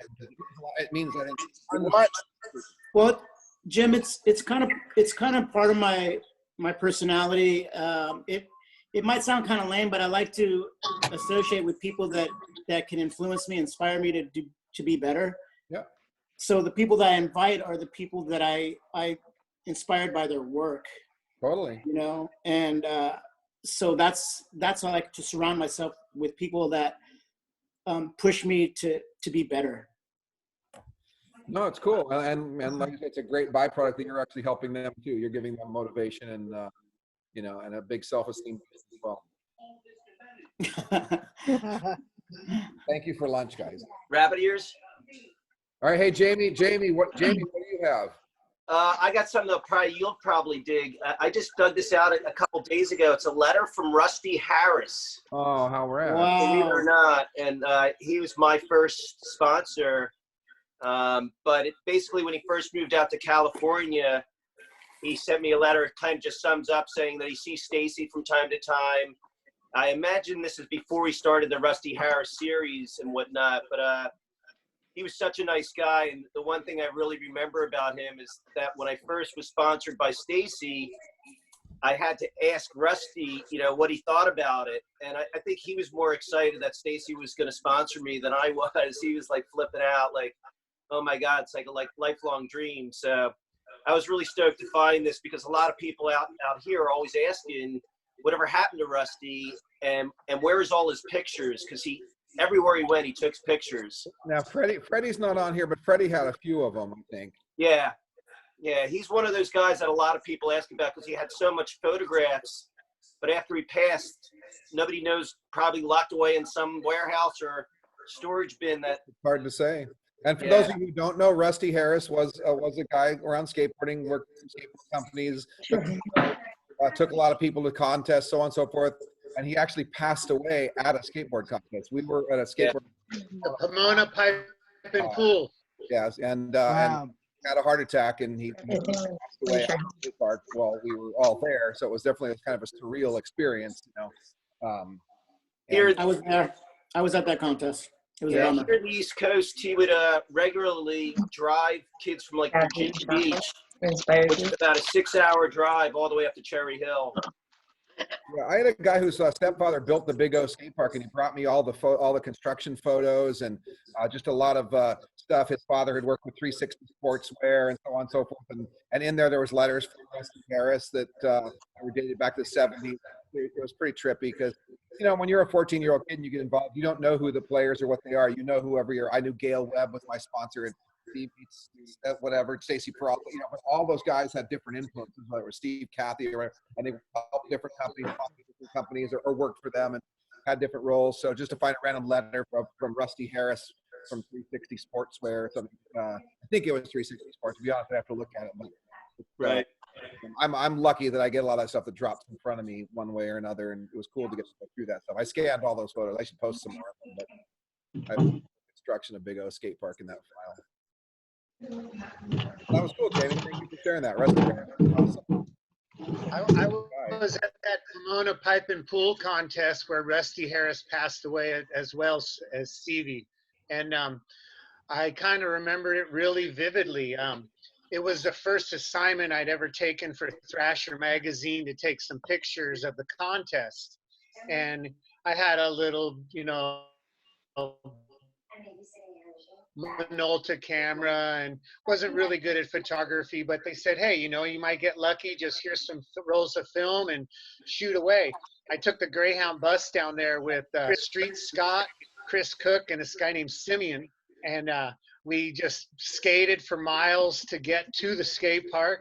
A police helicopter hovered over us, and the cops pulled us all over and asked us what we were doing. Kind of surreal to even finally get to the skate park. And I'm going behind the fence to shoot pictures, and Rusty Harris yelled at me, hey, you know, get out of here. You know, you're nobody, don't take any pictures here. So I jumped back over the fence and stuff, and he continued to be really upset and mad at a lot of people, and definitely wasn't having a good day. And unfortunately, I think that's what led to the heart attack that he had. He was stressing out that day. Yeah, he was a bad day for him. You know, I didn't take it personal. He was telling everybody and trying to create order and keep order around the contest and stuff. And because there was too many people shooting pictures. There was just a lot of people over the fence in the, you know, skater open area. And that's where the best photos were, you know, to be on that side. Otherwise, you were over a fence and not very good angle, you know, and stuff. So Lucky Rusty didn't live to take pictures at the pool party. Oh my God, yeah. Oh man. He That would have would've had been a another heart nightmare. attack. He would have had another heart attack there. It's funny. Hey, I took a picture at the pool party once with my cell phone. And I always definitely try to stay out of everyone's way. And I was really stoked because Stevie used it for his profile picture in Facebook for a while. Remember that? That yellow, you were wearing yellow. Yeah. I got it with an iPhone. That made me all stoked. I was a skate photographer for 5 seconds. I have a funny story about that contest on the half pipe at Pomona Pipe and Pool. A lot of times skateboard contests would last all day, like 8 hours, 10 hours. There was divisions and they'd go on and on. So by the time I had my ride that day, I remember I went after Mike Smith in the half pipe and probably had skated for 8 hours that day. And my legs were worn out when I dropped in. So I probably stood around for an hour and there was time to go. I couldn't even get to the top of the half pipe. You know, right. I mean, literally, I was like a foot short of it. I was so embarrassed. I couldn't even kick turn the top of the half pipe because my legs were so fucking fried. So just random. Hi, Mark Waters. So, hey, Mark Waters, we're doing a show and tell. So grab something from your office and show and tell with us. So while he's looking for something, Chris Hooten, you got to find something for show and tell as well. On my iPhone. All right, look, Chris, tell us who you got. You're muted, by the way. You're muted. The only live show and tell. Hey, Chris, unmute yourself. Yeah, there you go. All right. This is my daughter. She's the next one to take pictures. I take her with me to the OG jams and stuff to take pictures with me. And what is her name? Hannah. Hannah? Hi, Hannah. Hi, Hannah. Welcome to the party. Hey. Look forward to seeing your pictures someday. Hello, Hannah. Thank you. How old are you, Hannah? Let's get a wall of waves for Hannah. So I know. How old are you? 10. 10. Yeah. That's a good This age. many. Do you work for NASA? You work for NASA? No. Not yet. Someday, maybe. Her hair's hiding it. It says nasal. Yeah, yes. She works for Nasal. All right. Well, thank you for sharing your daughter with us. And Hannah, we wish you a photography game. That sounds bad there, Jim. Jim, no, you don't thank a person for sharing his daughter with Yeah. the group. No. Of course, Chapin would make it something. Oh God. Somebody else. So nice to meet you, Hannah. What do you got, Mark Waters? It's your turn to show and You got to unmute yourself. And yeah, you're muted. So I think he's on a phone call. Or are you on a phone call? Yeah, it looks like he's talking to someone else. Okay, we're on a back phone call for now. Good job. Welcome, Yay. John Nicholson. Hi, So Jim, Jamie. question for you. Look, Yeah, Jamie, Jamie. pork chop in the corner. I see Porky there. What's going on, everybody? So Jim, was PowerFlex your first sponsor as well? I actually was sponsored by a company called Pro Am first. It Okay. was, and I don't really know their origin. They were out of Southgate, so I'm assuming maybe Pure Grip had something to do with them. They had a huge team, like 80 people on their team. Right. Practice at Skatopia on Monday nights, and sometimes at Sadlands in the middle of the week. And then the freestylers would do freestyle on the basketball courts, and then us guys would ride the Crater. So, and Gail Webb got me on PowerFlex. Right. Looks like Mark's off his call now. He could do a show and tell. Yeah, Mark, are you ready for your show? He's gone. Nope, he's like, let me get it. There he is. So, John, you got to find something for show and tell, okay? You got. So first of all, that call was Don Bostic. I told him what I was doing. He said hi. Well, So Jim, your fault. Oh, hi, Don. I didn't talk to him. See Don come in. Everybody do the mannequin Zoom thing. he's driving.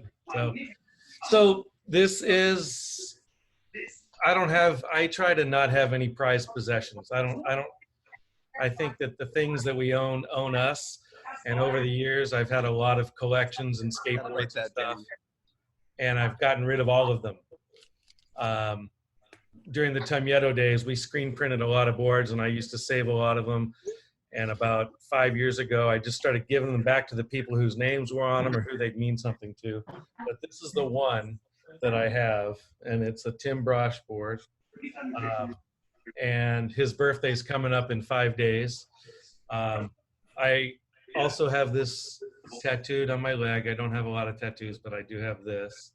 So this is, it's going to be 21 years in 3 weeks. That's And incredible. Tim was an incredible guy. I mean, he was just such a sweetheart. I didn't know him like you did, didn't grow up near him, but he was just such a kind guy. It was such a sad time. well, we lost another one yesterday from San Jose. Crazy Eddie passed away, and he'd been doing really good the last year or so after some rough times. So this is always close to me in my office here. So this is sort of I always like showing this one. Oh. Beautiful. And Tim was an awesome person. Thank you for that. Yep.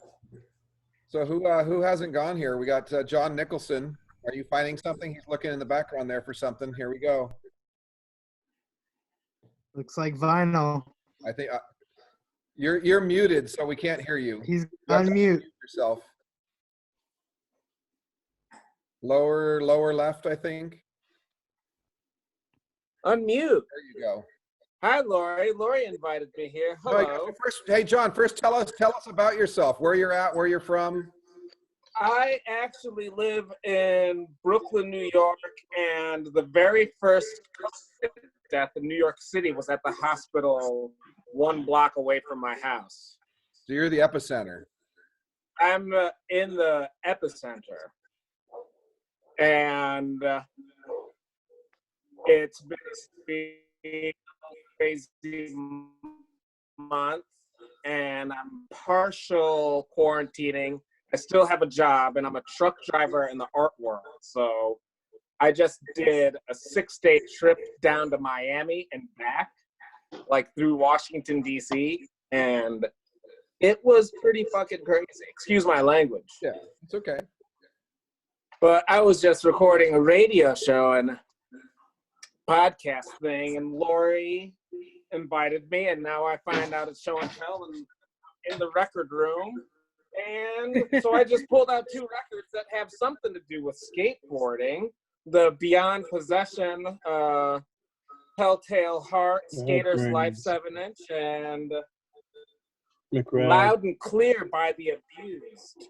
There's a skateboard on the back cover. Let me take it out of the plastic. Nice. Do you do a radio show yourself?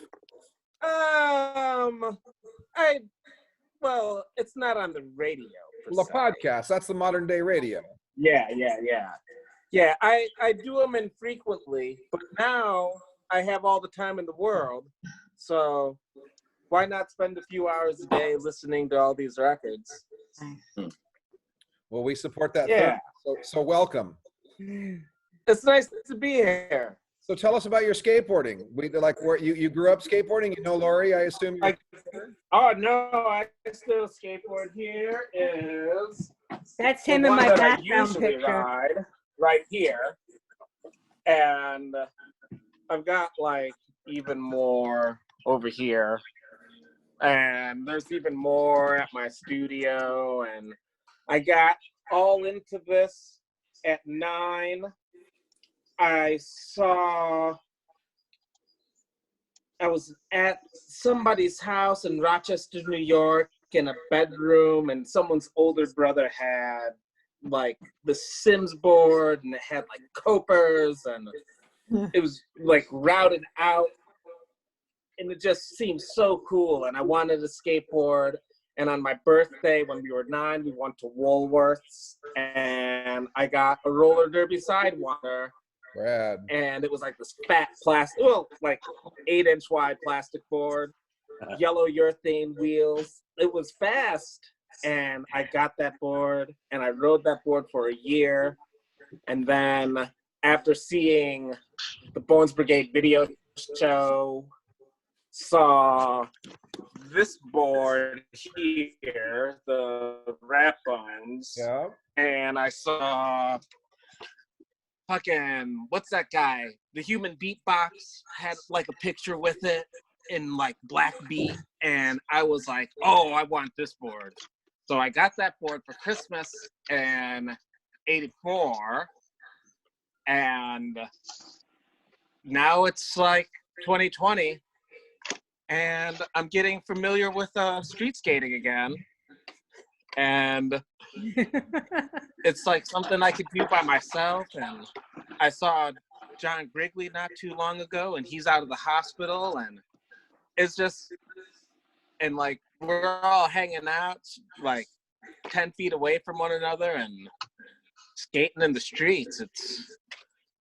It's Well, much I'm more glad to rough hear that. than Thank you for joining us and sharing. Thanks oh man, joining and you sharing. get old and you It's get awesome. used to like the nice smooth cement, and like the younger guys take on like that really like hard to roll on terrain, like full of rocks. I skate with it, but I work with a bunch of younger skaters, and they skate these crusty spots and get the meanest tricks. Yeah, that's called you. I'm part of the boneless generation, and I just love to do a slappy or a nice ollie or a no comply or a 360 or power slides, and What up? I just love it. I like that. You say it with passion in your eyes, and that's the most important part, which is awesome. When He's you- one of my friends that guy there is one of my friends. The reason I'm still skateboarding. I love Pork Chop. The scene up there in New York is awesome, and he's one of the main members of what we call the Evil Doers. Yeah, that's Pork chop, man. I've been to New York once in my life, and as I walked down the street, I would run into skateboarders. It was funny. You know, it's definitely a big scene. Remember running into skateboarders in the street, and you'd like become like, oh man, you'd like go out of town and you'd see somebody walk, hey, oh wow, you skate, you have a skateboard, oh come with us, You're part you're of the not from here, come with me. Oh wow. And now you see people on the train, you both have skateboards, and they look at you like, who are you? And you're like scared cats or something like. And I like, hey, what's up, man? I mean, I don't care if you have like a longboard or a little plastic board, or if you're like, I don't know. I agree. I don't care either. You're a skateboarder if you roll on a skateboard. 10-4. They all bring it. So Lori, did you have something for us for show and tell? Are you still here? There you are. Yeah, I'm here. What The closest, well, and by the way, that's Chop in my backyard. I like that.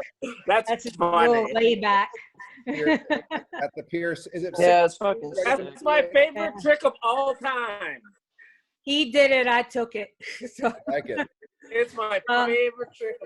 It's my been only- my favorite trick since I was 9. It's still my favorite trick of all. Oh God, it's the essence of skateboarding. Like, Yeah.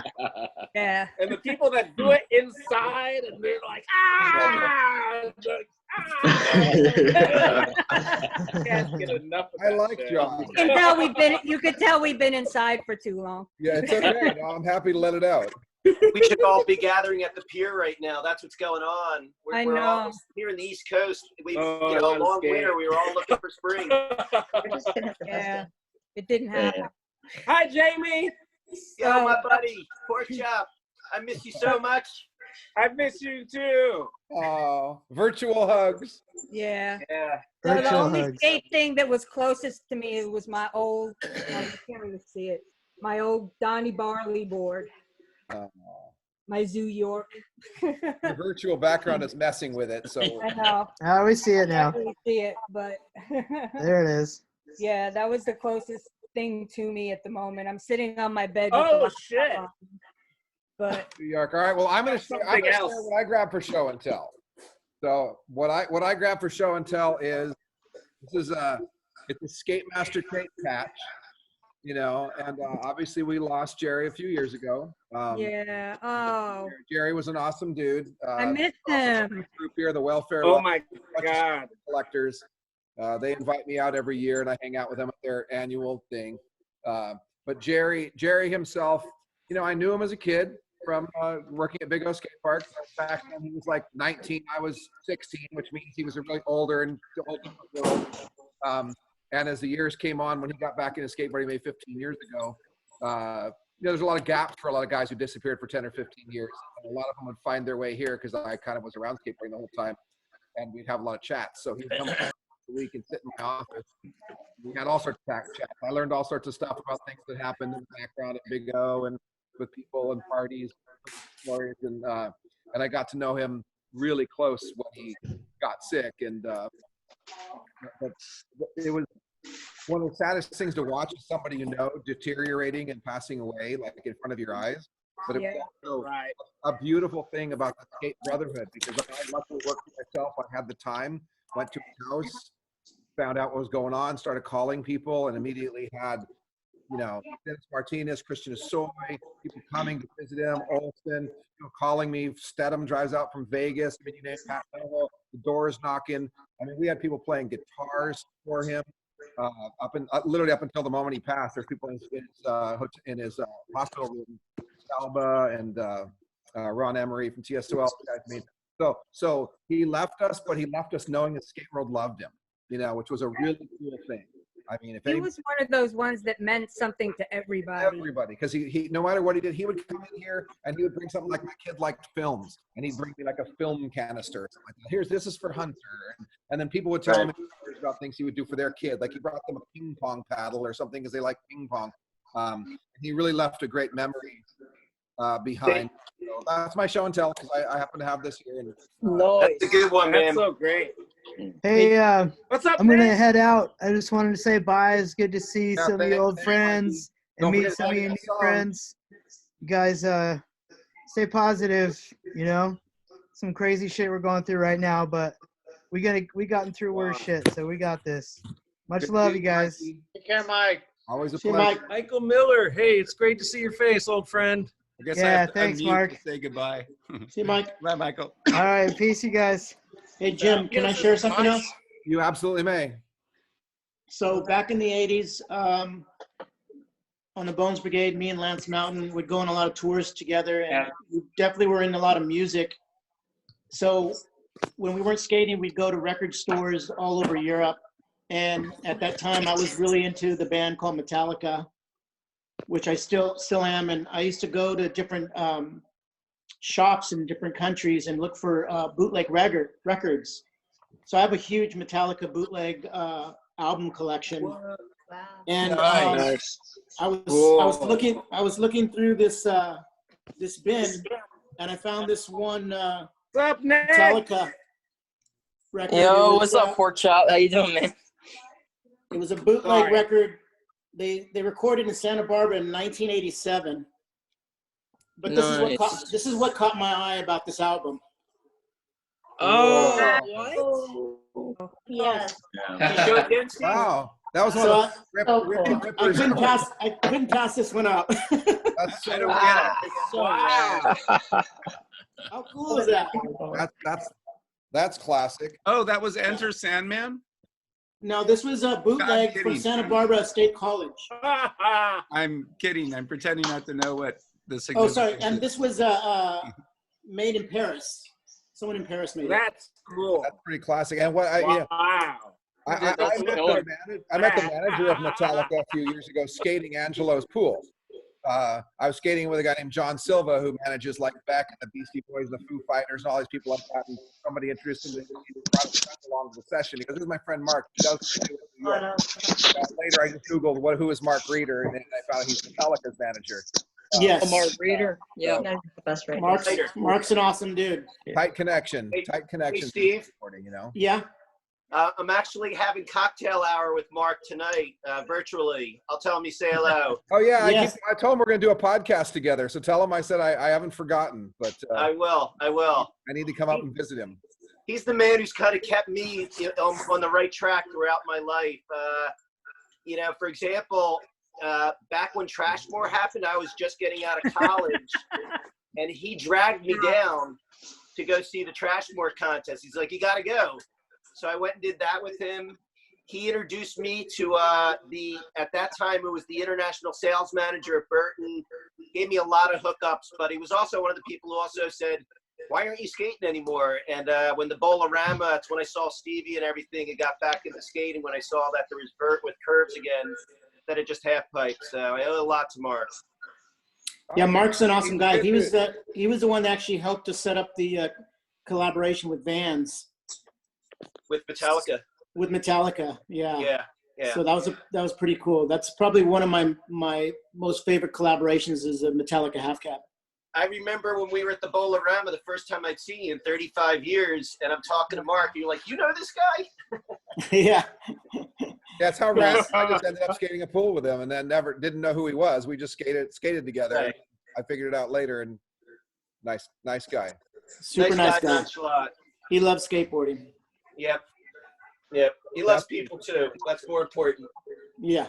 Hey, so Freddie DeSoto, do you have a show and tell item for us? You can show us your phone that you're on work. You're at the Show and tell. I'm on a work call. That's sick. So on the note of bootleg records, he's on a work phone call. I'm on a work call. Sorry, guys. I got another thing for you, Jim. Pam and Sky, what are you going to show us? on the note of bootleg records, I got this Dead Kennedys bootleg, a skateboard party. Nice. Yes. Yes. It's pretty fucking funny. Oh, Instead of Keep On Factory, it's Keep On Factory. Police truck is labeled Police Jerk.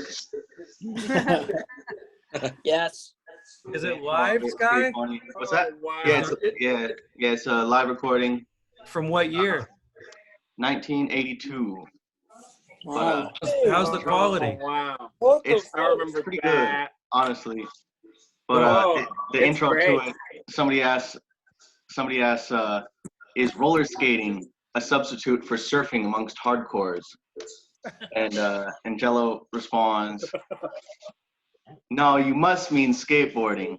You must mean skateboarding. But, I like that. I can't believe I've never seen it. That's great. Wow. Both of those bootlegs. Yeah, that's killer. So hey, Klaus, what do you got for us? well, I got the screen. This is my first skateboard. It's a Pokemon before I even knew how to spell my name. Yeah. Oh. Skyler. Oh. That's my great niece's name. I have a child named Sky as well. Hey, Klaus, you got something for us? What do you got for us? Show and tell. I actually do. I'm in my kitchen, which isn't the most interesting of places. So in the studio, I would have found something better, but I grabbed into my little stash of things and I found something that I recently found in the cellar when looking for something.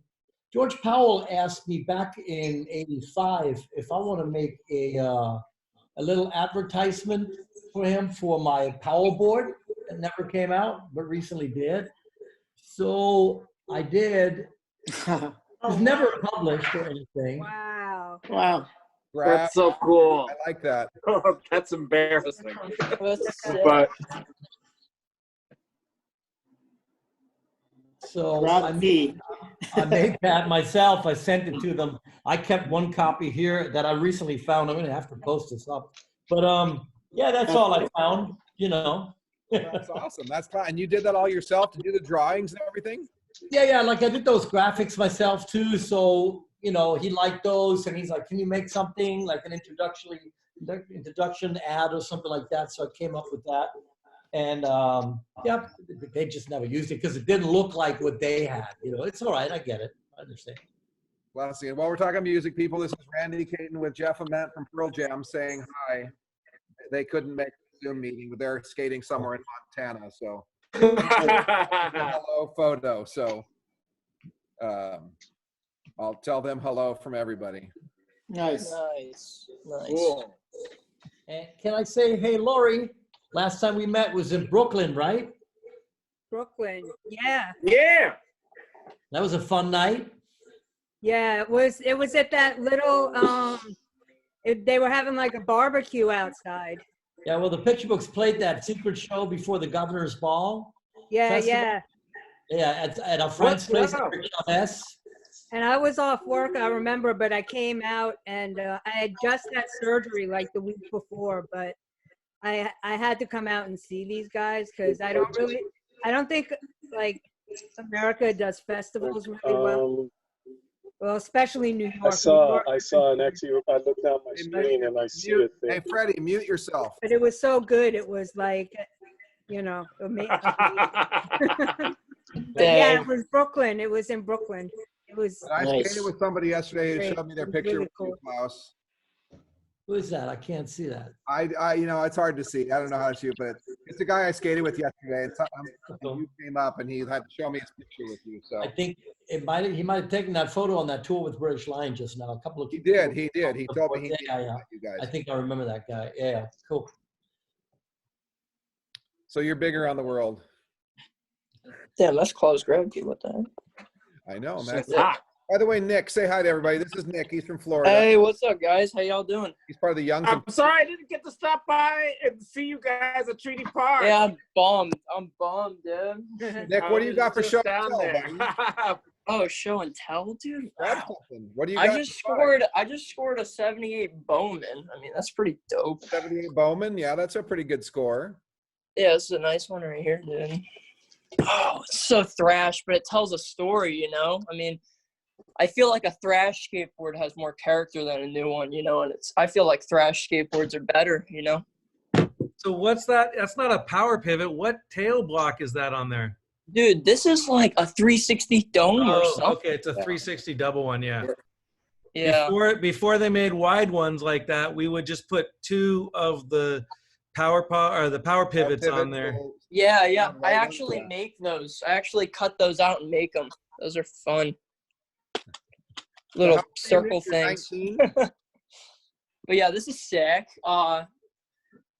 Jim actually helped me set this one up with some yo-yo stickers, but Classic. Some original yo-yo stickers from 77 or whatever, you know.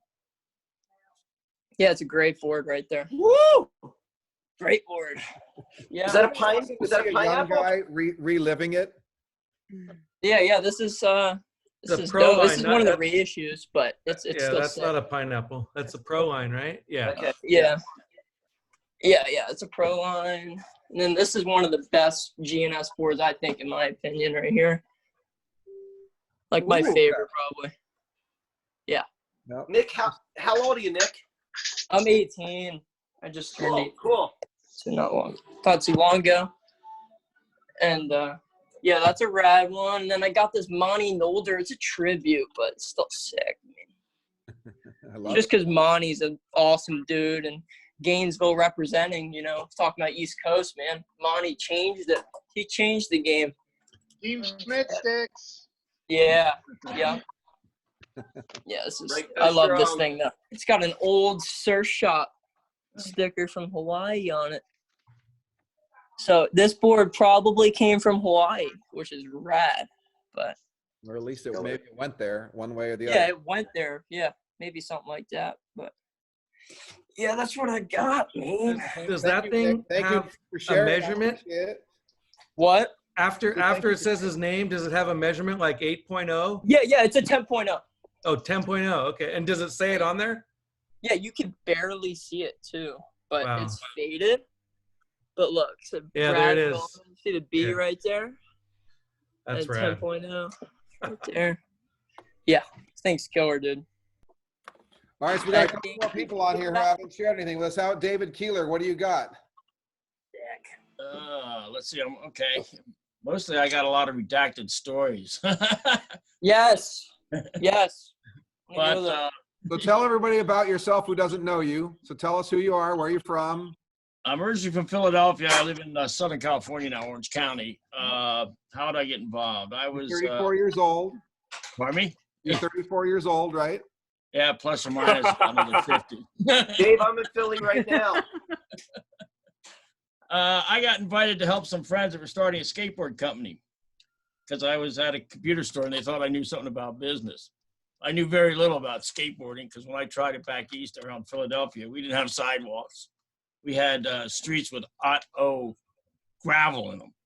It didn't work too well, especially the metal skates from a real skate.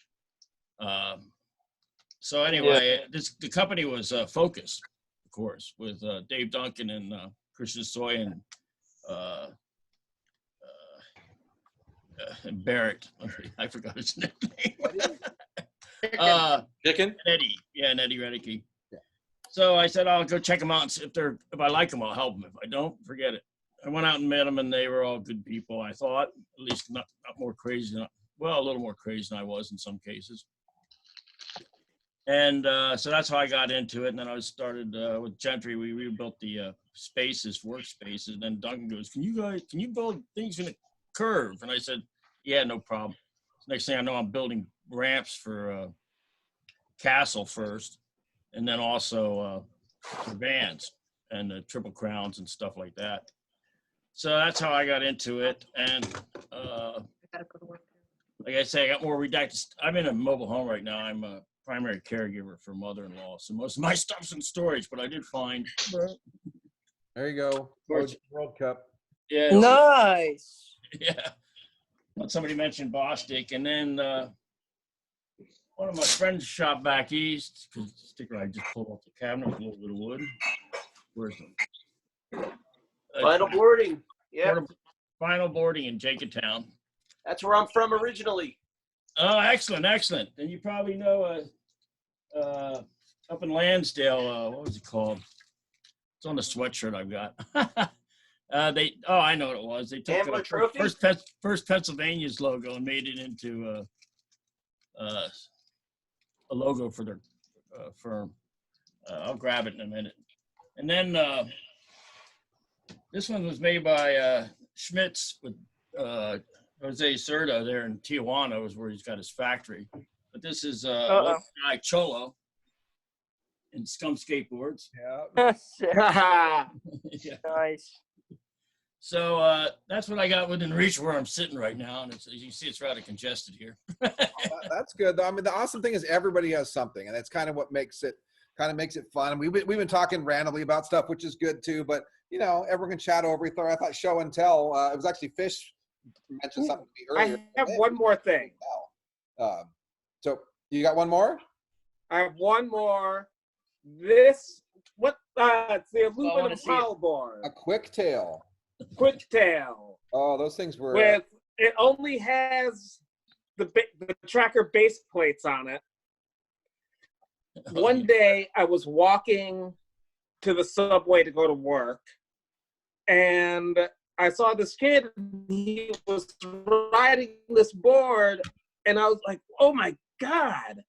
Like, you should keep that thing keep it in one piece. If you ever give it away or something, please call me. Yeah. And they ended up getting evicted, and it was out in the garbage, and it was taken apart.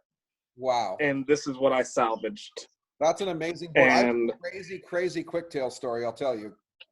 I skated Skatopia Skate Park, and Ray Bones Rodriguez was riding a quick tail.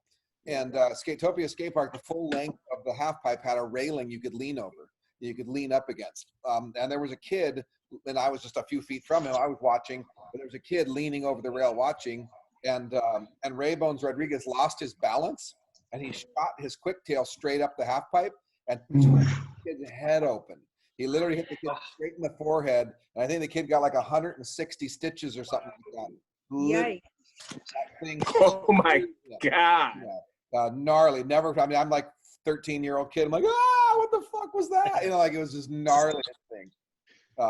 And I remember asking Ray whatever happened. I didn't really see Ray person to person for many years after that. And it's funny. He goes, yeah. He goes, I go, did you like stay in touch with that kid? He goes, oh yeah. He goes, I felt so bad about that. The kid, he survived it okay, but he said he stayed in touch like a decade or something after that or whatever. But the kid ended up passing away from some other like sickness or something like that. But it was just a crazy occurrence to have just stood there and witnessed. Wow. How dangerous. You could have that board in your hand. This how dangerous it is, This could stick into your head. Exactly. Man, decapitate you. So Jim. Yes. I have a question. So we're doing a lot of this like video chatting and whatnot as skaters, but what are people doing right now to kind of either keep skating going or like I know Pork Chop mentioned he's getting back into street skating. What are other guys doing out there, wherever you might be, to skate? I mean, I rode vert ramps, backyard vert ramps. You got your own backyard vert ramp there, Nick? No, we're building one in Middleburg. It's like You About guys an hour got and a so half much away. terrain down there. Ah! We got so much land, dude. We're in Florida, man. Yeah, I skated. You guys got it, last dude. night. I skated in like 5 weeks. You know? Yeah. I mean, it's rad. I mean, we're resurfacing a ramp at a gator skin, but it should be sick, dude. We'll have it done in a few days. I know Mark Oh, Lake's I wanna got come a down nice again. ramp down there. Yeah. Yep. How about you, Jamie? Have you skated anything? Well, during the winter, we were skating a lot what they call the Delaware Water Gap, which is like a private ramp, a big 12-foot bowled-in. But Lori sent me some video of you earlier. yeah, unfortunately, I think I'm gonna let my dog out here for a second. The guy who owns the ramp, and with what's going on, most of the guys that were going were from New York City, so he's not inviting us back right now. Yeah, I guess that's Yeah, kind of natural. I'm kind of glad you guys are virtual right now. yeah.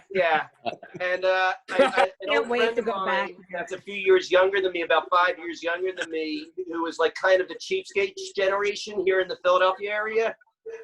He built a big ramp in his warehouse, and I just got together with him last week. So the first time in about a month and a half I've been back on a board was with him. But I run with my kids a little bit and just cruise the streets, right here in my neighborhood. Jamie, who's that you're talking about from Cheapskates? Brian Finn, good friends of like Ben Miller, Sean Miller, the whole Tom Boyle, all those guys. Yeah. Mark Barrett. Boyle. Yeah. Boyle. That was the year that I kind of got out of it when the whole thing became ramp and street took over. I kind of said, I don't know, skateboarding, it just wasn't as much fun. And I think I have more fun now with the people, let alone the skating. It's more about the people interaction for me. And that's why the Corona thing really bums me out because, for example, Pork Chop up there in New York, there's a whole slew of us guys and, we push each other on, but it's really about just having a lot of fun. It doesn't matter whether we're skating well or skating bad. Skateboard parks have to do golf courses. Nice. No, I agree. I mean, it's a social thing. Right. And it's lacking. It's definitely, it's hard for people. Definitely a weird time. As far as They were thinking, Jamie, Yeah, Mark. they were thinking the other day of a bunch of them, they were going to jump the fence for Angus's birthday. But I think it didn't. I think it ended up like not happening. But to be young. I know. In the UK, everything's shut. No skate shops are open. No skate parks are open. You're not allowed to outside without a reason. It's crazy, man. Everything. Gary, what part of England are you from? Bristol. Yep. Okay. Massive Attack, home of Massive Attack. Yep. That's the one. That's hot. I don't think it's going to get any better. It's going to stay like this for a few months, I think. Yeah, I don't know. Like for instance, like in Orange County here, the beaches, people are still surfing in Huntington and Newport. The parking lots are closed, so you can't park and go to the beach. But if you ride our bike there, we can go to the beach. I rode my bike on the beach this morning on the sand for like 5 minutes, And then in San Diego, they'll freaking lock you down if you do a sector in the sand. Right, you're allowed to go out for exercise. So, like, I've been out on my bicycle a few times. Yeah. They don't class skateboarding as exercise. They class it more of like a community thing. The kids are still skating. Yeah. That's not stopping them. But the police. So one of the things that I'm doing as part of IASK right now in California is it's just happening right now. I'm working on it with a city councilman from Santa Monica named Greg Marino, who's an old Dogtowner guy. But we are actually just in the starting process of petitioning Governor Newsom because he has executive power order right now to make skateboarding an essential form of transportation and to make skateboard shops an essential business to support that form of transporation. Well, because bicycles are still open. Right now, I walked into a bike shop, Right. Well, that's what we're using, and as the model, So this is, you guys will probably, a lot of you will see it in your social media before the end of the week. So, and it's only for this time. That's great, Mark. I'll be right back. I had to walk around the corner. Jamie, shop in Lansdale, I recall now, is Core Skates. Core Skates. Yeah, they bit the Core Skate Yeah, Bank logo. Yeah, I don't recognize that one. I ran a shop out here for about 13 years called Cool Runnings. That was in Ardmore and Bryn Mawr. All right. Yeah, Closed in 2002. Okay, I was deep into being in California at that time. Okay. Yeah, I was from the. Couldn't take the weather out here anymore, huh? I get out there occasionally. I was from the northwest suburbs there. What you say, the northwest?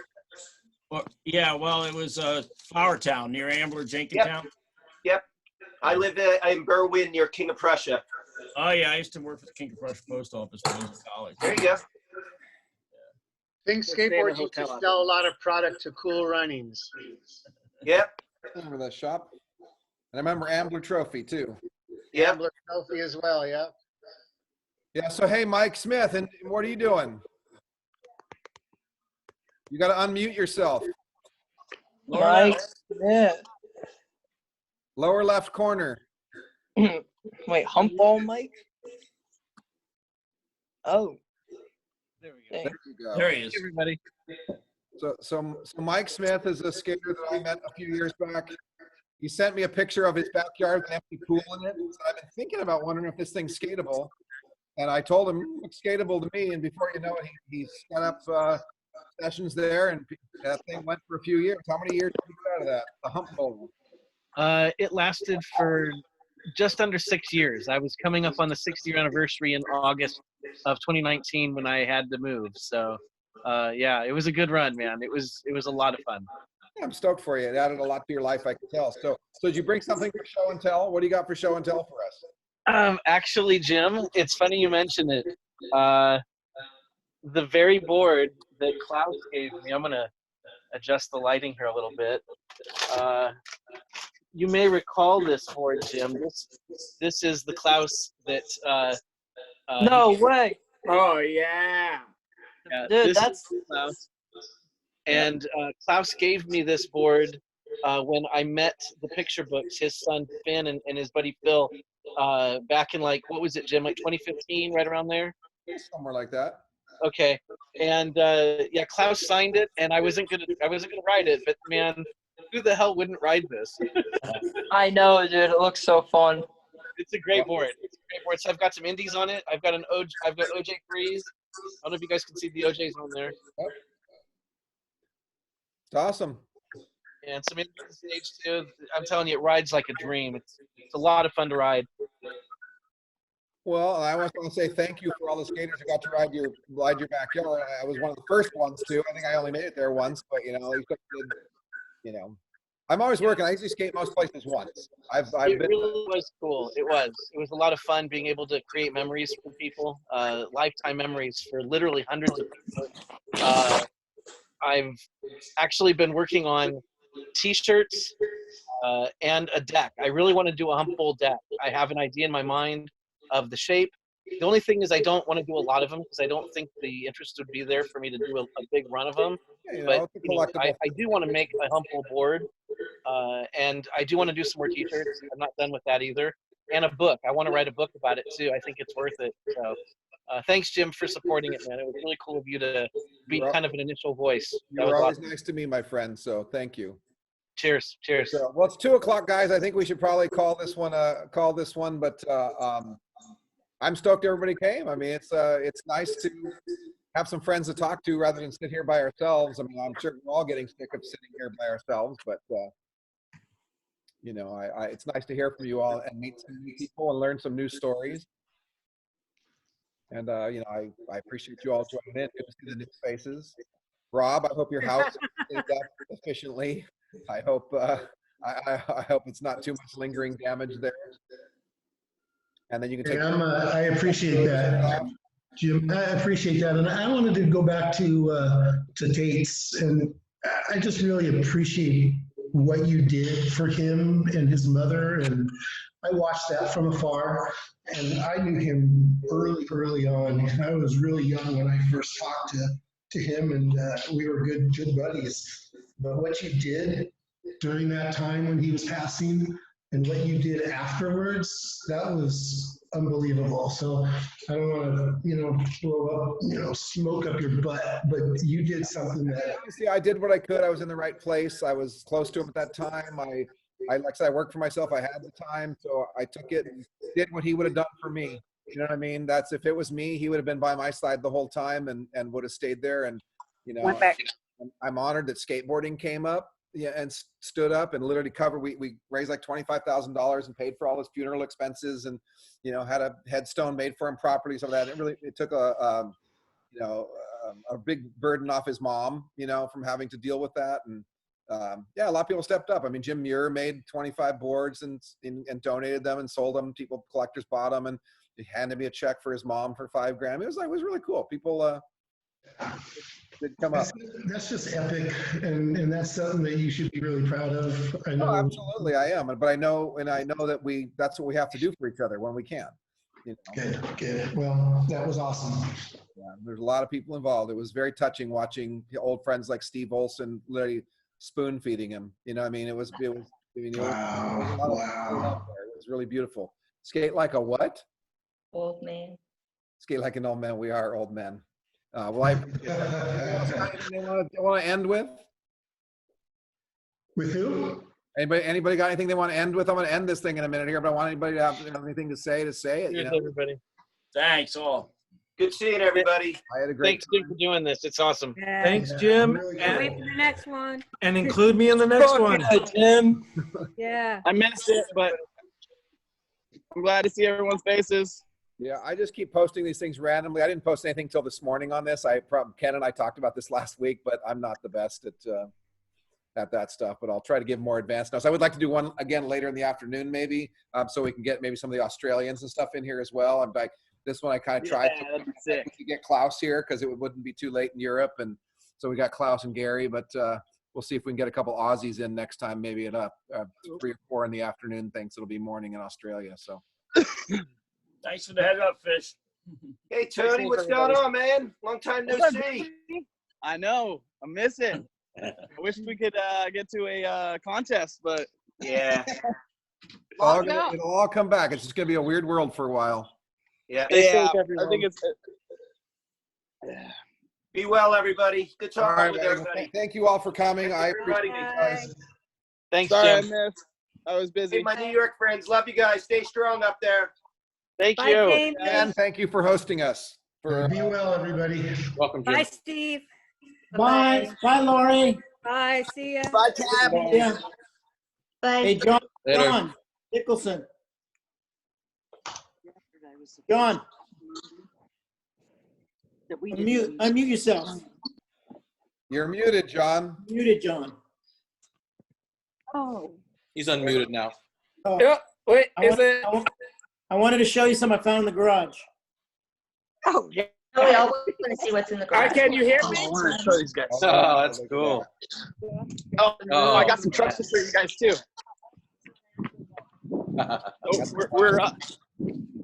Hey, Steve, while you were getting that in the garage, did you miss my story about Ray Bones?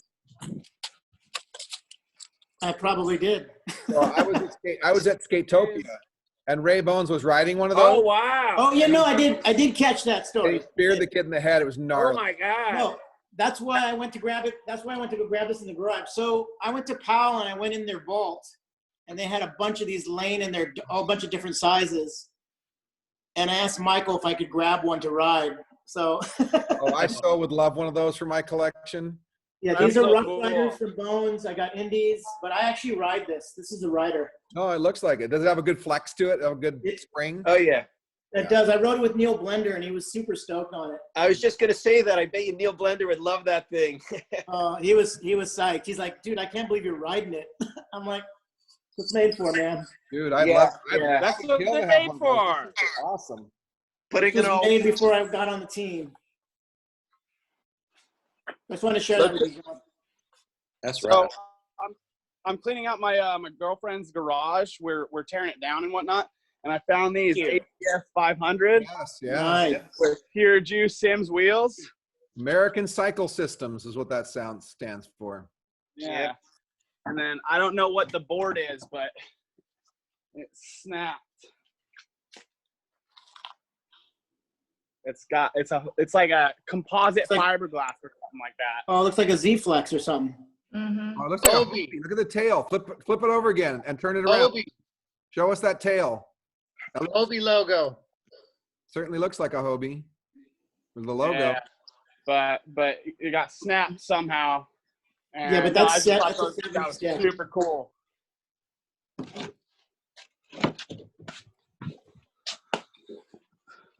I love that. But anyways, good seeing y'all. Very cool. Hey, Tony. Yeah, Tony and Steve, just like you, when I got on GNS, it was after the early era as well.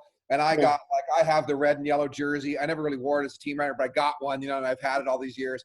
I got a Bull Rider, which is the fiberglass top and bottom one. Yeah. I used to see that before and think that's such a rad board. And so when I went through the archives at GNS, I definitely took a Bull Rider years ago and have one up in my collection. But That's cool, man. oh yeah, Cool. that Quicksilver board's freaking sick. That's Dude, Pal's got a shitload of them. They couldn't sell them in that era. That one out and go, my dream little sidewalk rider might be a Quicksilver. Yeah. If you ever talk to Michael, they have them in their vault. Okay, good to know. I'll wait till I'm visiting. Like, hey, take me to the vault. I heard there's some Quicktails there. I don't know if George would approve. I don't know if George would have approved of me going in there, but I snuck in there. I think you've got some crazy. You got a little bit of play there. Got to take little clout. He can kick me off the team if he wants. It's fine. Yeah, exactly. I don't think. Oh. See, you know how lucky he is that you're a nice guy? Because at this point, man, you're such a temper tantrum, and they'd still have to put up with it.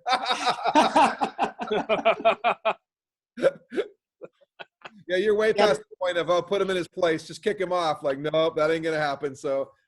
No, but right now, Pal's in the middle of a transition. They're moving a lot of their resources to Ventura to save money on because the building that they once owned back in the 80s it's probably worth so much money now. making very difficult for them to stay there. I can imagine. So now they have a little bit in Santa Barbara, but now they're moving all their operations over to Ventura. They found a cheaper place.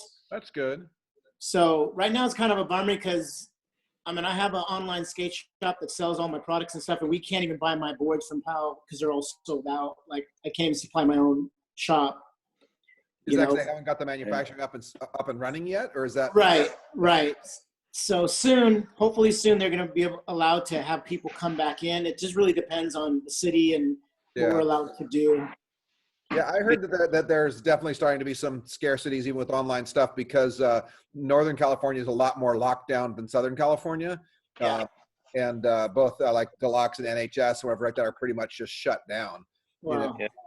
And in Orange County, it's not quite that way, but our sticker factory is still running. Obviously, we're doing some stuff for you. I don't know if Tom got that done yet, but it's getting, it's funny. All my sticker factory right now, I have stickers for you. Christian Soy, for Magnus, it's like all pro skaters. Pretty funny. Yeah, let me know when they're finished. I'll come get it. Yeah, I'll go check it with Tom. They might be done. Okay, cool. There's a limit. If you can just put them in the mail, that'd be great. Yeah, that should be easy. Yeah. I'll pay for shipping. The Postal Service could use the business. They probably can. I heard they're not doing so well financially. So that is the hardest thing. I'm going riding my bike in the morning. I'm going, and Newport's it's a touristy and it's in town, but there's nobody there. So I'm just literally walking on boardwalks. Right. They're empty, and I'm just going, man, I just smell the financial disaster because everywhere you look, there's a saloon, a bar, a restaurant, and just closed doors, and it's just brutal. Did you see Lori's pictures of New York City in Times Square? I did. She actually, it's funny. She had talked to me that day, and she said she would take that walk, and then she go, I'm gonna take a walk. Yeah. We were talking about Times Square, and she says, I'm gonna walk down there, and I'll send you pictures, and that's so she did, and it was amazing because I guess locals don't go there because they don't want to be bothered with what a crowd it is, but. So it would be like us going to Hollywood Boulevard right now. A place you normally don't want to go as a Southern Californian, but it's probably like mind blowing to walk down with a handful of people. I bet there's still people there because, you know, there's like Venice Beach, I'm sure still has. Isn't Tory Burch an essential business? What's that? Isn't Tory Burch an essential business along with Gucci? Hey, Nick. Funny though, like I like what Mark said though, is trying to get skateboards as an essential business, because on the left, I was blown away that like, why could I go to a bike store and buy a bike right now? I mean, I thought if you already have a bike, you can ride it, but I mean, they're literally staying open, selling bikes, and I got parts to keep people moving around, but you know. Hey, Nick. Hey, Nick. I noticed that that flyway you had, is that a real one from back in the day? Can you hear me? Yeah. Hey, no, it's not. That's the one I wear. That's my rider. It's a reproduction. Marshall Von Wolf made it. Okay, because me and Scott Foss used to wear those back in the 80s. Yeah, dude, I love this helmet, man. I smacked my head at Combi when I was out in California with it. And it lasts, dude. It's a great helmet. Yeah, we had the same colorways too. Yeah, they certainly are beautiful. It's an amazing helmet. Have they done that with like proper padding? Because wasn't that one of the issues back in the day, Steve? They really weren't that, like they would cut your forehead open or something if you got hit, or you know. Oh yeah, it's Look got at the fiberglass. inside of this. It's got fiberglass, right? It's made of fiberglass, so if it hits you right here, would cut your eye open. Yeah. Yes, it's a great helmet. I love it. It's a great helmet to cut your eye open. No, yeah, it'll kill you, but it's a great helmet. Speaking of, I got 16 stitches like a year ago. First time I ever had a one wall session. I dropped in and hit a soft spot, and I flew straight into the opposite wall face first. No helmet? I didn't have a helmet. I was riding the little Ruka bowl, the little 3-foot wooden bowl they have there. And yeah. Hey, don't get me wrong. I like the full text, I too. saw the video of that. Nice Protec.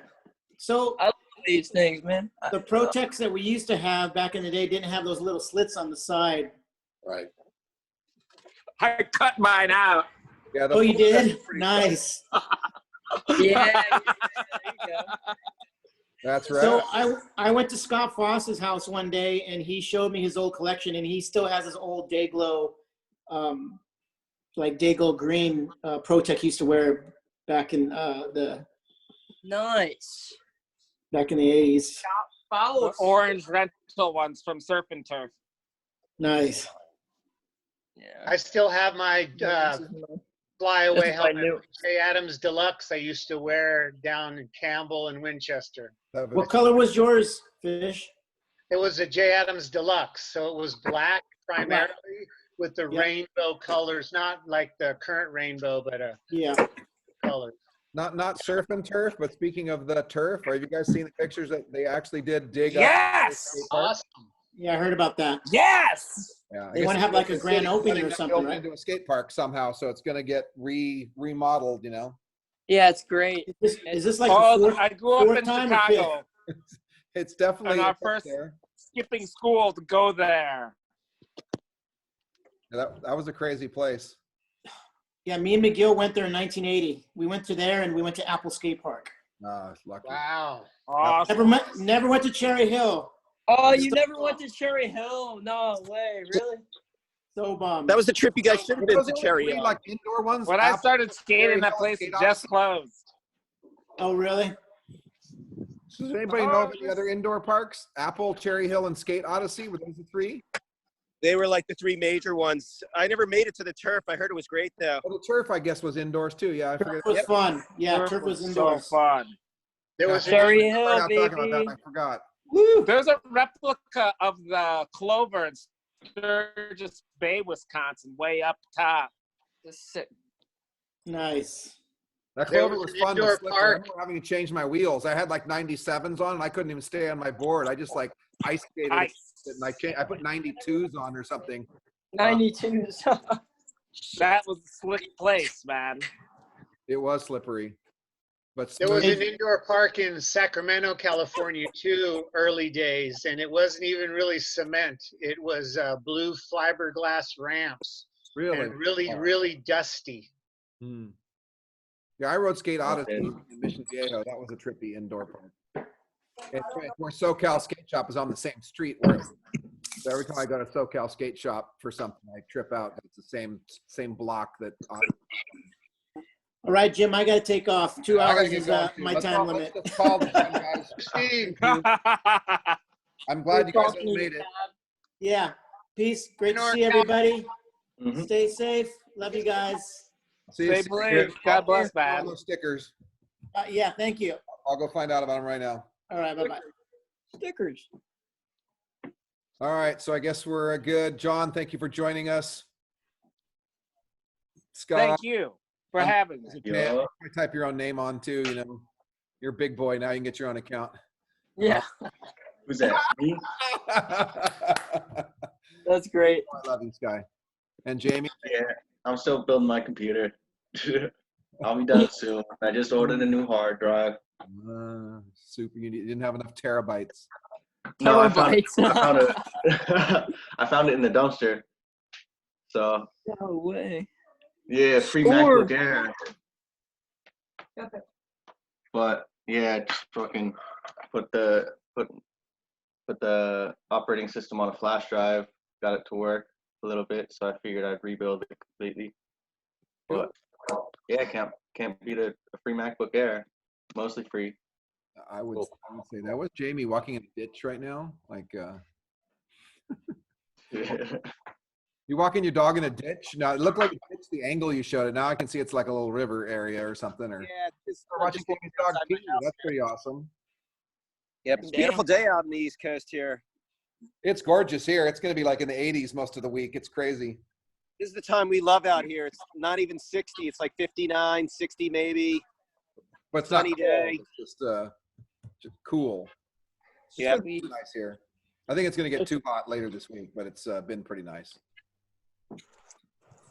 So, all right, I'm checked out. All right, it's 2 o'clock. I'm gonna eat breakfast. Hey, Jim. You all have a wonderful one, and you know, it's on Facebook Live. Share it, whatever. Share your friends. All right, guys. Great seeing you all. Have a good one. Bye. Have a good one, everybody. Hey, Bye, later, Lori. guys. Bye. I'm trying to figure out how. I don't even know how to stop anymore. Whoa! There goes my scary face. Whoa! Stay safe, everybody. Adios, people. All right. Have a good day. Everyone. See you later. Have a good day, guys. Have a good one. Yeah, Ken. Fish. How you doing? Good. What are you doing?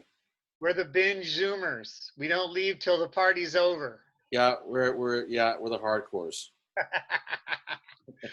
Another good one, you know, a little bit different again, you know, but a little more calm, and it was great having Cab on there, you know. Yeah, that was nice. Yeah.